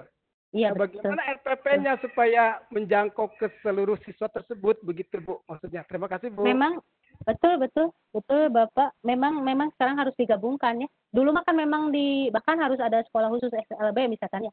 Sekarang memang digabungkan. Dan dalam satu kelas itu ada potensi yang berbeda, misalkan yang tadi dikatakan Pak Supardi, ada yang inklusif, ada yang biasa-biasa saja, dan ada yang luar biasa gitu. Untuk yang sebetulnya yang inklusif ya, itu KKM, dan memang RPP-nya harus khusus. RPP-nya harus khusus karena harus ada guru pembimbing khusus. Terus juga KKM jangan disamakan dengan anak-anak yang biasa-biasa saja. Karena gini, saya juga pernah punya anak yang saya wali kelasi, membaca tidak bisa, menulis pun tidak bisa begitu. Saya tahu ketika pertama kali saya membuat anak mengevaluasi dirinya, ternyata satu kata pun gitu ya, mereka tidak bisa kalau memang anaknya seperti itu. Tapi saya suruh anak-anak sekitarnya untuk bergabung. RPP memang karena memang umum saat itu belum ada sistem pendidikan inklusi, ya tadinya disamakan. Dan memang harusnya untuk sekarang ini harus ada perbedaan. Dalam RPP maksudnya ya, bukan mengkotak-kotak potensi siswa. Kenapa? Karena tadi jangan sampai dipaksakan anak yang, terutama dengan anak yang lebih abnormal ya, jangan disamakan, apalagi yang inklusi ini harus RPP-nya khusus gitu. Jangan, terutama dalam pencapaian KKM-nya. Jadi kalau bisa nih guru pembimbingnya membuat atau guru mata pelajarannya menurunkan KKM, membedakan kompetensi yang harus dia kuasai. Mungkin jawaban saya seperti itu, Bapak. Mohon maaf jika masih belum jelas. Terima kasih Pak Ibu Dian yang sudah memberikan penjelasan akan pertanyaan Pak Sukardi. Selanjutnya ini ada dari Pak Asep Rahmat. Silakan Pak Asep Rahmat. Ya, Assalamualaikum warahmatullahi wabarakatuh, Bu Dian. Salam Pak Asep Damas. Alhamdulillah, kumaha salatna, Bu. Alhamdulillah. Ya, Bapak. begini Bu, pada intinya luar biasa sekali apa yang ini mah Pak Asep Rahmat ini ya Pak Asep. Betul. Saya di ruang guru beliau. Silakan Pak Asep. Ya, Betul, alhamdulillah. Terima kasih banyak atas apa yang telah Ibu sampaikan. Materinya sangat bermanfaat sekali. Jadi intinya bahwasanya adalah RPP sederhana atau RPP inspiratif itu adalah RPP yang ada penyederhanaan barangkali seperti itu ya, dari 13 komponen menjadi 3 komponen. Cuman kebanyakan dari kita beranggapan bahwasanya ada istilah lain yaitu adalah RPP 1 lembar gitu, Bu. Jadi dipaksakan saja harus 1 lembar, tidak boleh lebih dari 1 lembar. Bahkan yang tadinya ada lebih dari ada lembar kedua itu harus 1 lembarkan dengan format font dikecil-kecilkan seperti itu. Nah, berarti bukan seperti itu ya, Bu ya, bisa saja lebih daripada 1 lembar ya, Bu ya. Yang pasti 3 komponen yang inti itu ada mewakili semua pencapaian kali itu sendiri kan gitu ya, Bu ya. Betul, betul Pak. Nah, terus yang kedua, pertanyaannya adalah setelah kita membuat RPP dengan rekan-rekannya nih, dengan bahan-bahannya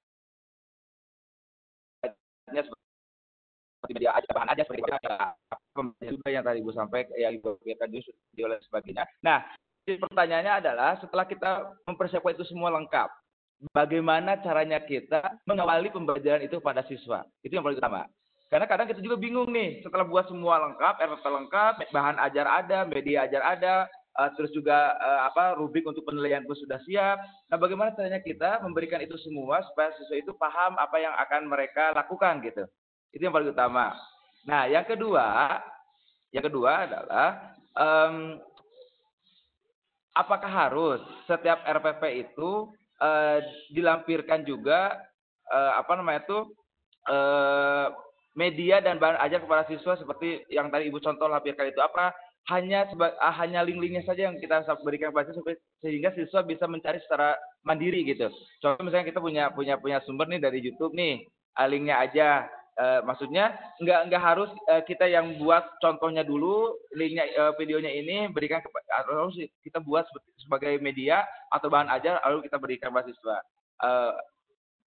Dibuat sesimpel mungkin barangkali seperti itu, Bu, gitu. Nah, apakah mungkin seperti itu kita hanya berikan linknya saja sehingga Anda bisa mengekspor mencari sumber-sumbernya tapi dengan batasan kita tentunya gitu. Nah, terus yang ketiga adalah untuk komentarnya itu sendiri, Bu. Komentar itu sendiri. Bagaimana caranya kita bisa memberikan komentar yang benar-benar inspirasi para siswa gitu. Sehingga siswa bisa lebih termotivasi dengan komentar yang kita berikan kepada siswa. Dengan kata-kata yang seperti apa biasanya yang Ibu pakai kepada siswa Ibu, sehingga ketika setiap anak setelah mengerjakan tugas, dia akan semangat untuk melakukan tugas-tugas berikutnya gitu. Itu barangkali, Bu. Itu saja 3 poin saja. Turun waktu Pak Ujang, untuk bisa waktu Bu. Salam waktu kata Dayana. Assalamualaikum warahmatullahi wabarakatuh. Iya, terima kasih Pak Chef. Ada yang akan ditambahkan Bu dia? Ya, ini pertanyaannya nggak borong Pak. Oke, bagaimana mengawali pembelajaran pada siswa supaya paham yang mereka lakukan? Kalau saya Pak, kalau saya ya, yang lain tidak tahu. Setiap kelas yang saya ajar itu harus ada grup IPS, misalkan saya mengajar IPS 81, IPS 82 gitu. Untuk apa? Fungsinya ya untuk komunikasi, terutama untuk tugas ini. Bagaimana cara mengawali pembelajaran? Ya langsung saja. Misalkan Bismillahirrahmanirrahim. Anak-anakku, Ibu sudah memberikan materi, silahkan disimak dulu. Seperti itu. Ibu sudah memberikan materi di Google Classroom ya, tentu saja. Silakan disimak dulu. Jadi saya berikan materi itu lengkap.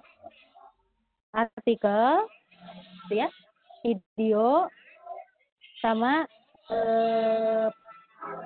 PowerPoint-nya. Anak suruh nyimak dulu aja, nyimak terus.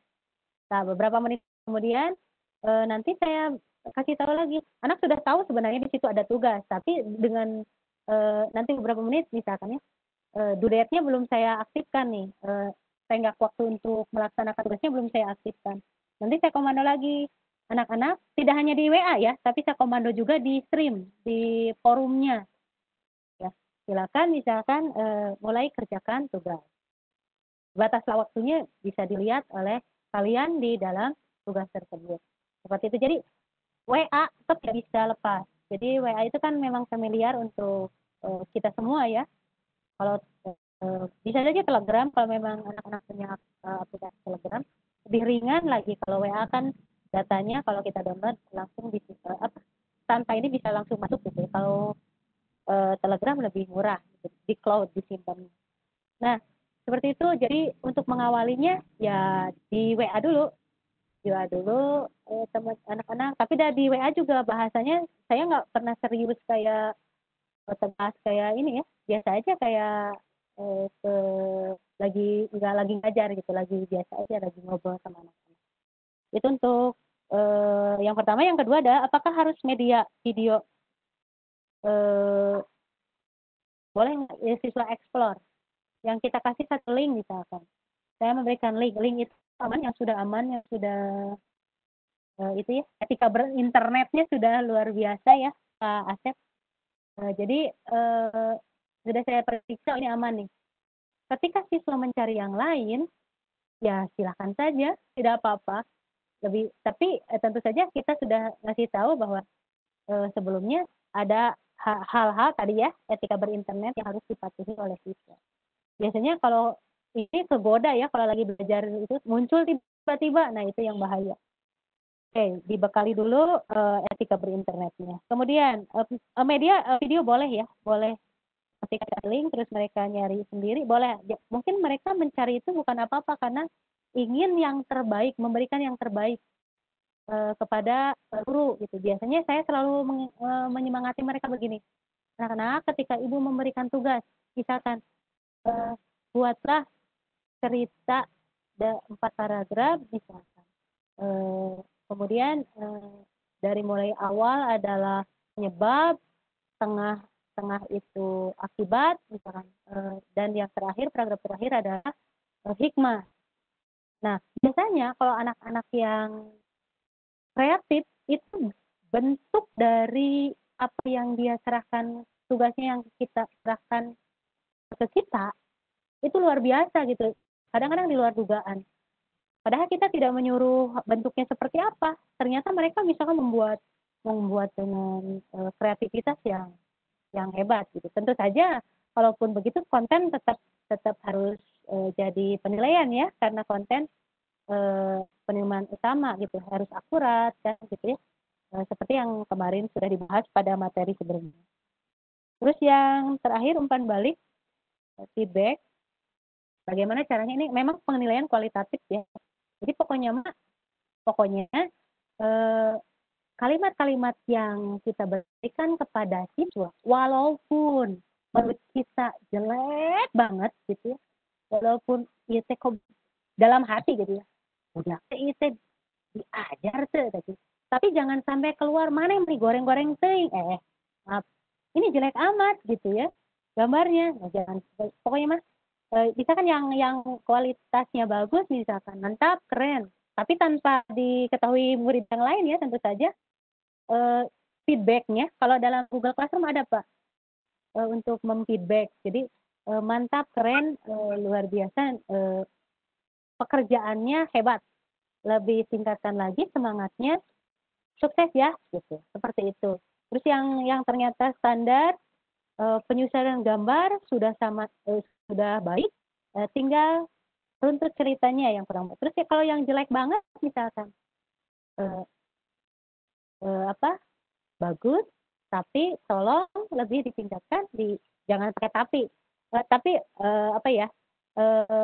baik, terutama diperbaiki lagi dalam hal apanya seperti itu. Jadi tetap semangat ya, nah tetap semangat itu, kalimat itu harus tetap diberikan kepada siswa.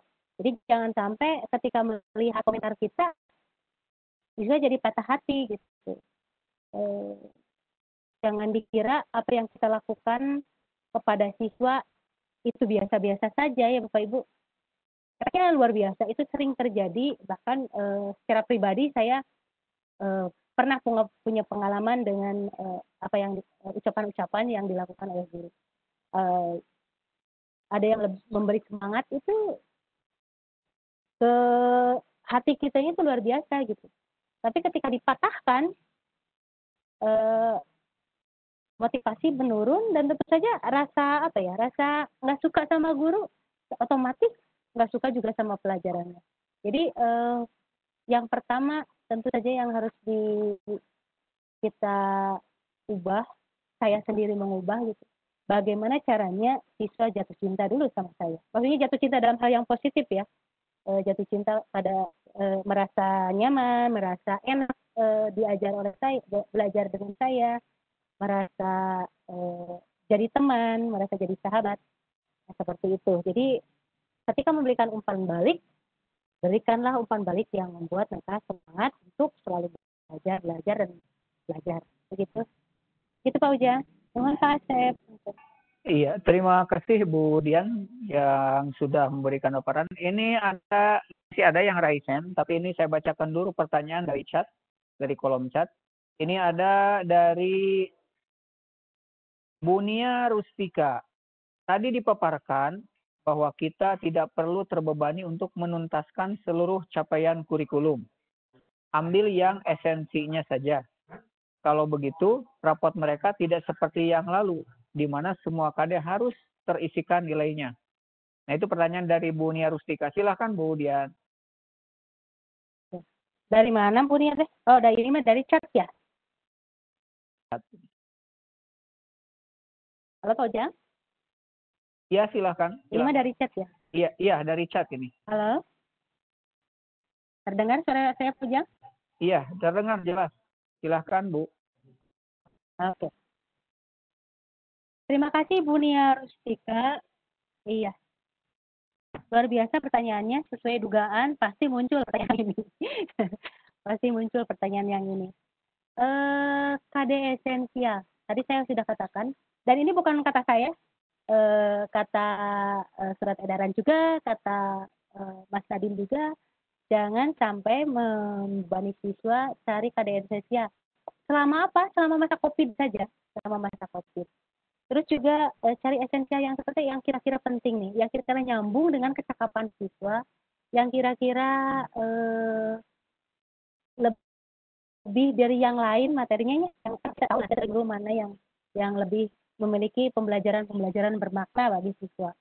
Nah, kita ambil itu, ajarkan yang itu, kemudian bagaimana hubungannya dengan irapot, ya, bagaimana hubungannya dengan irapot. Nah, sekali lagi, tadi sudah saya katakan, penilaian itu kualitatif, tidak diharuskan kuantitatif. Di sini ada tanda tidak diharuskan. Jadi, tidak diharuskan di sini masih ada peluang untuk kita untuk mengkonversi. KD-KD yang lain bagaimana? Seharusnya memang kebijakan itu seiring dengan fasilitas yang diberikan. Kalau memang pemerintah seperti itu ngomongnya, KD yang esensial saja harusnya kita bisa memasukkan ke dalam irapot itu yang esensial aja maksudnya. Jadi KD yang lain nggak masuk gitu. Tapi kan tidak semudah yang walau alam ya, kemarin Bu Aulia katanya mau coba mengajukan apakah bisa tidak disinergiskan antara pembelajaran yang harus sebentar, baterainya mau habis. Bentar Pak Ujang ya? Iya, silakan Bu Dian. Bentar Bu. Ya, sebentar rekan-rekan peserta semua baterainya laptopnya atau HP-nya Bu Dian ini tolong mau habis, jadi harus di sambil kita menunggu. Ini masih ada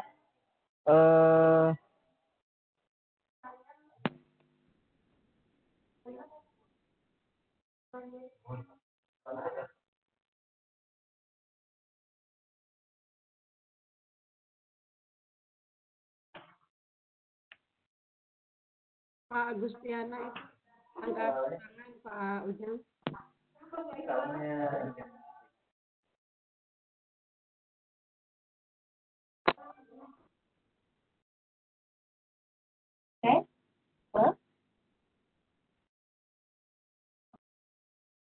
Kan Bu Dian.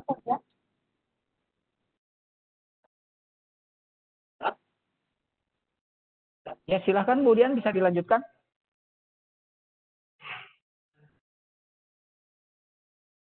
Halo? Ya, halo, halo. Saya lanjutkan lagi ya. Iya, iya, silahkan.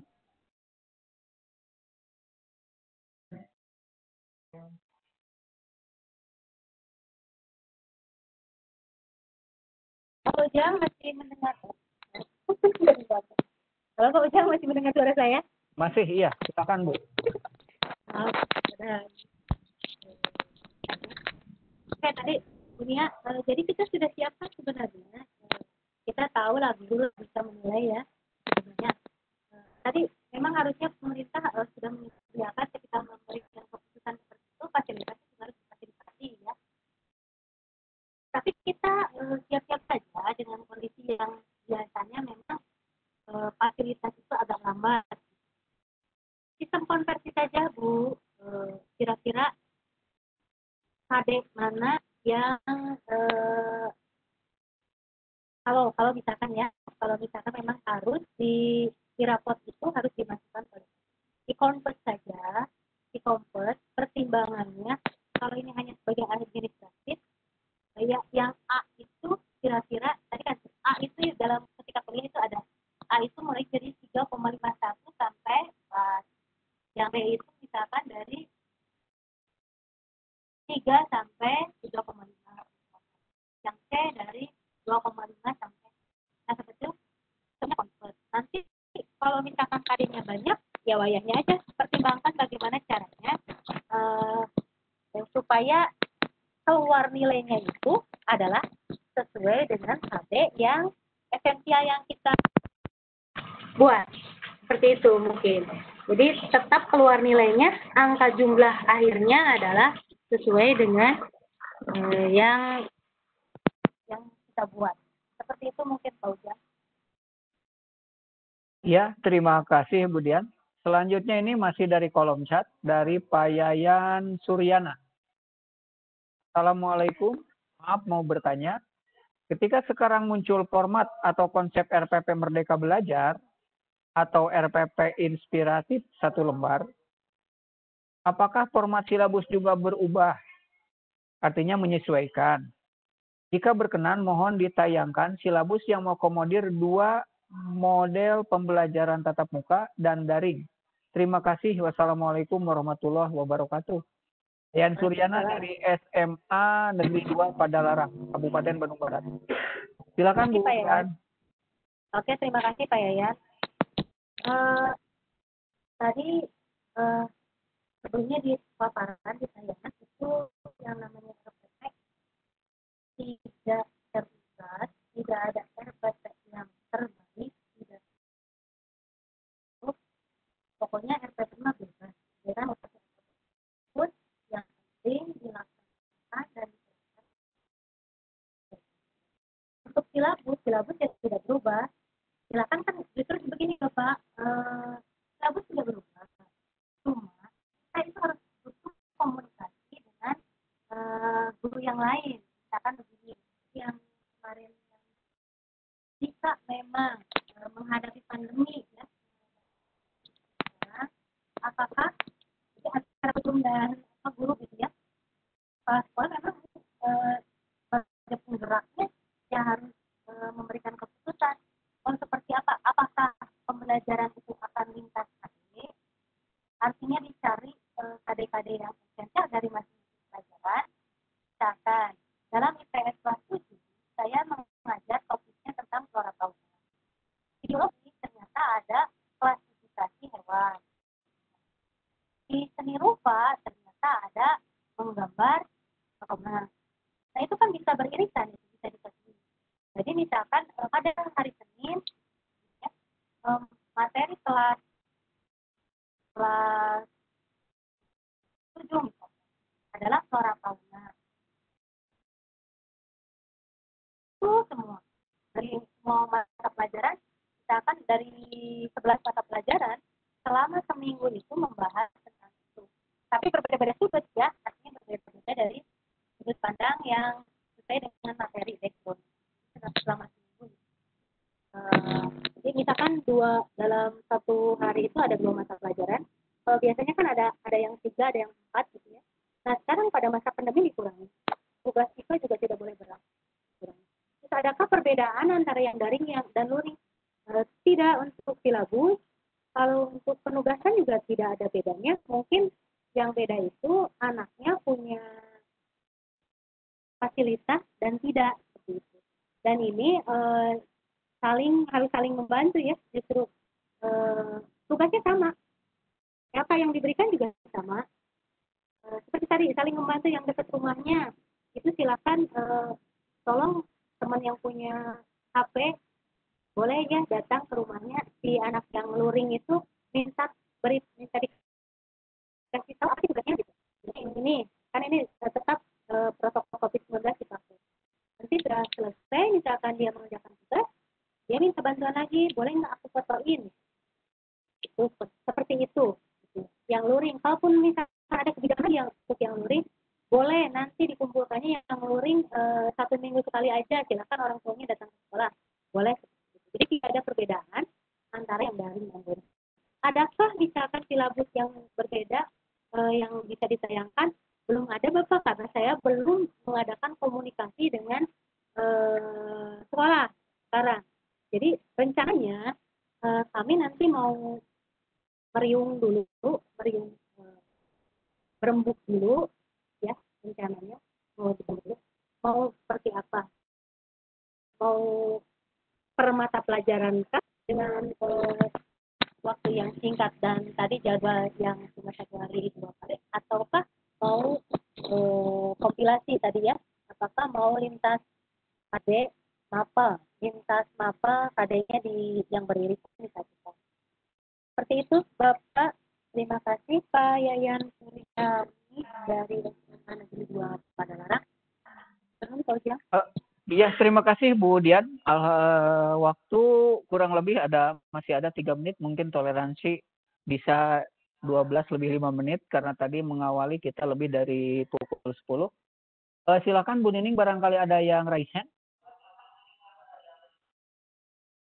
Kalau ada pertanyaan lain dari peserta di layar monitor saya tidak tampak. Silakan Bu Nining, ada yang raise hand atau tidak? 4 menit lagi ya, kayaknya 3 menit lagi.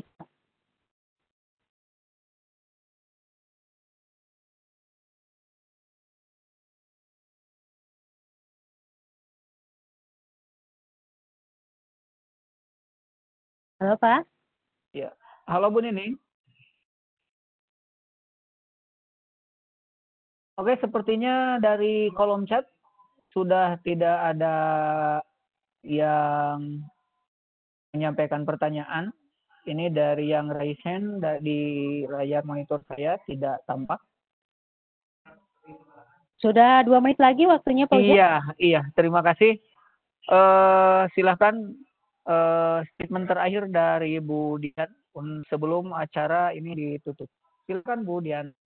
Oke, terima kasih Pak Ujang. Intinya bahwa pembuatan RPP itu tidak ada yang baku, buat saja RPP yang sesuai dengan karakteristik mata pelajaran kita, yang membuat nyaman, terus juga sesuai dengan yang 3 tadi prinsipnya, yaitu efisien, efektif, dan berorientasi pada siswa. Kemudian layanilah siswa sebaik mungkin. Mungkin saja yang menarik kita ke surga adalah murid-murid kita. Itu saja mungkin Pak Ujang. Terima kasih Bapak Ibu atas perhatiannya. Mohon maaf atas kesalahan yang saya lakukan atau ucapan saya yang salah. Terima kasih, itu saja. Assalamualaikum warahmatullahi wabarakatuh. Iya, terima kasih Bu Dian yang sudah memberikan paparan, juga memberikan penjelasan terhadap berbagai pertanyaan yang disampaikan oleh peserta. Paparan yang luar biasa, ya, yang sangat bermanfaat bagi kita sebagai bentuk implementasi dari Merdeka Belajar. Kita bisa menyusun RPP inspiratif yang sudah dipaparkan oleh Bu Dian, juga termasuk bagaimana modul bisa kita susun untuk siswa kita. Terima kasih atas atensi semua peserta, dan saya selaku moderator menyampaikan permohonan maaf apabila dalam memandu acara ini banyak kekurangan dan kesalahan. Sekali lagi mohon maaf, dan mari kita berikan apresiasi setinggi-tingginya buat Bu Dian Sukses selalu buat Terima kasih, Teh. dan segudang prestasi yang sudah diperoleh. Mungkin akan bertambah lagi prestasinya. Mari kita tutup acara ini dengan bacakan hamdalah. Alhamdulillahirobbilalamin. Selanjutnya saya serahkan kepada Bu Nining sebagai host. Assalamualaikum warahmatullahi wabarakatuh. Silahkan Bu Nining. Bu Nining, saya izin pengumuman dulu ya. Silakan Pak. Ini berhubung tadi ada beberapa yang chat langsung terkait dengan link materi. Tadi tidak bisa dibuka, sekarang sudah bisa dibuka. Kemudian untuk Bapak Ibu yang bermasalah dengan absensi, silakan di screenshot saja di panel partisipan. Kemudian hasil screenshotnya diberikan ke panitia. Apabila kesulitan saat mengisi link absensi. Terima kasih. Iya, terima kasih Pak Ruba atas informasinya. Bu Nining silahkan.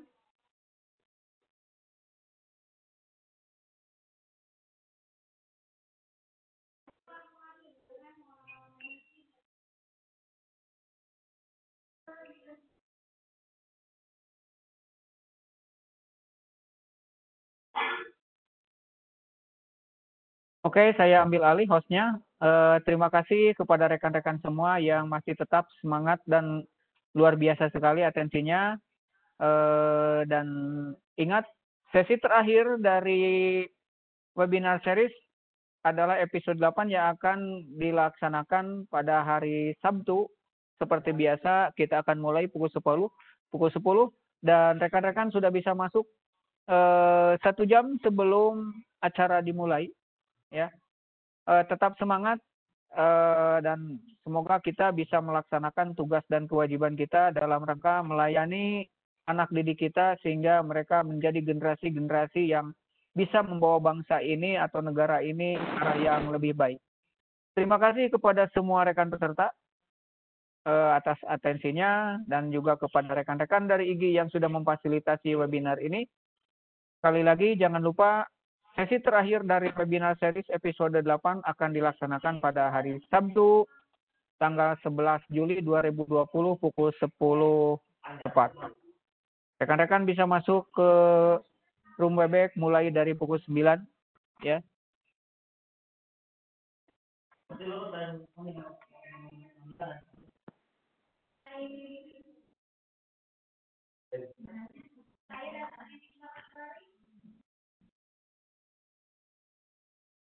Dan silahkan rekan-rekan untuk mengisi link daftar hadir, sebab link daftar hadir ini akan ditutup nanti 15 menit setelah acara ini ditutup. Apabila ada yang kesulitan dalam mengisi link daftar hadir, bagaimana yang disampaikan oleh Pak Ruba, rekan-rekan bisa screenshot, kemudian dikirimkan ke panitia sebagai bukti bahwa rekan-rekan mengikuti kegiatan webinar series ini. Sekali lagi terima kasih, mohon maaf atas segala kekurangan dalam menyajikan webinar series ini. Mudah-mudahan seri terakhir bisa terlaksana dengan lebih baik dan tetap semangat bagi seluruh rekan-rekan peserta yang luar biasa dan hebat-hebat.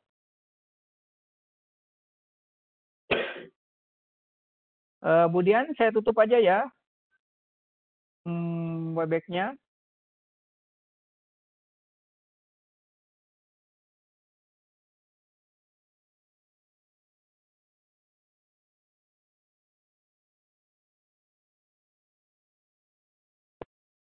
Sepertinya sudah tidak ada yang chat lagi, Pak ya. Iya. Bisa kita tutup ya, Pak Ruba? Pak, tutup saja, Pak. Iya, terima kasih.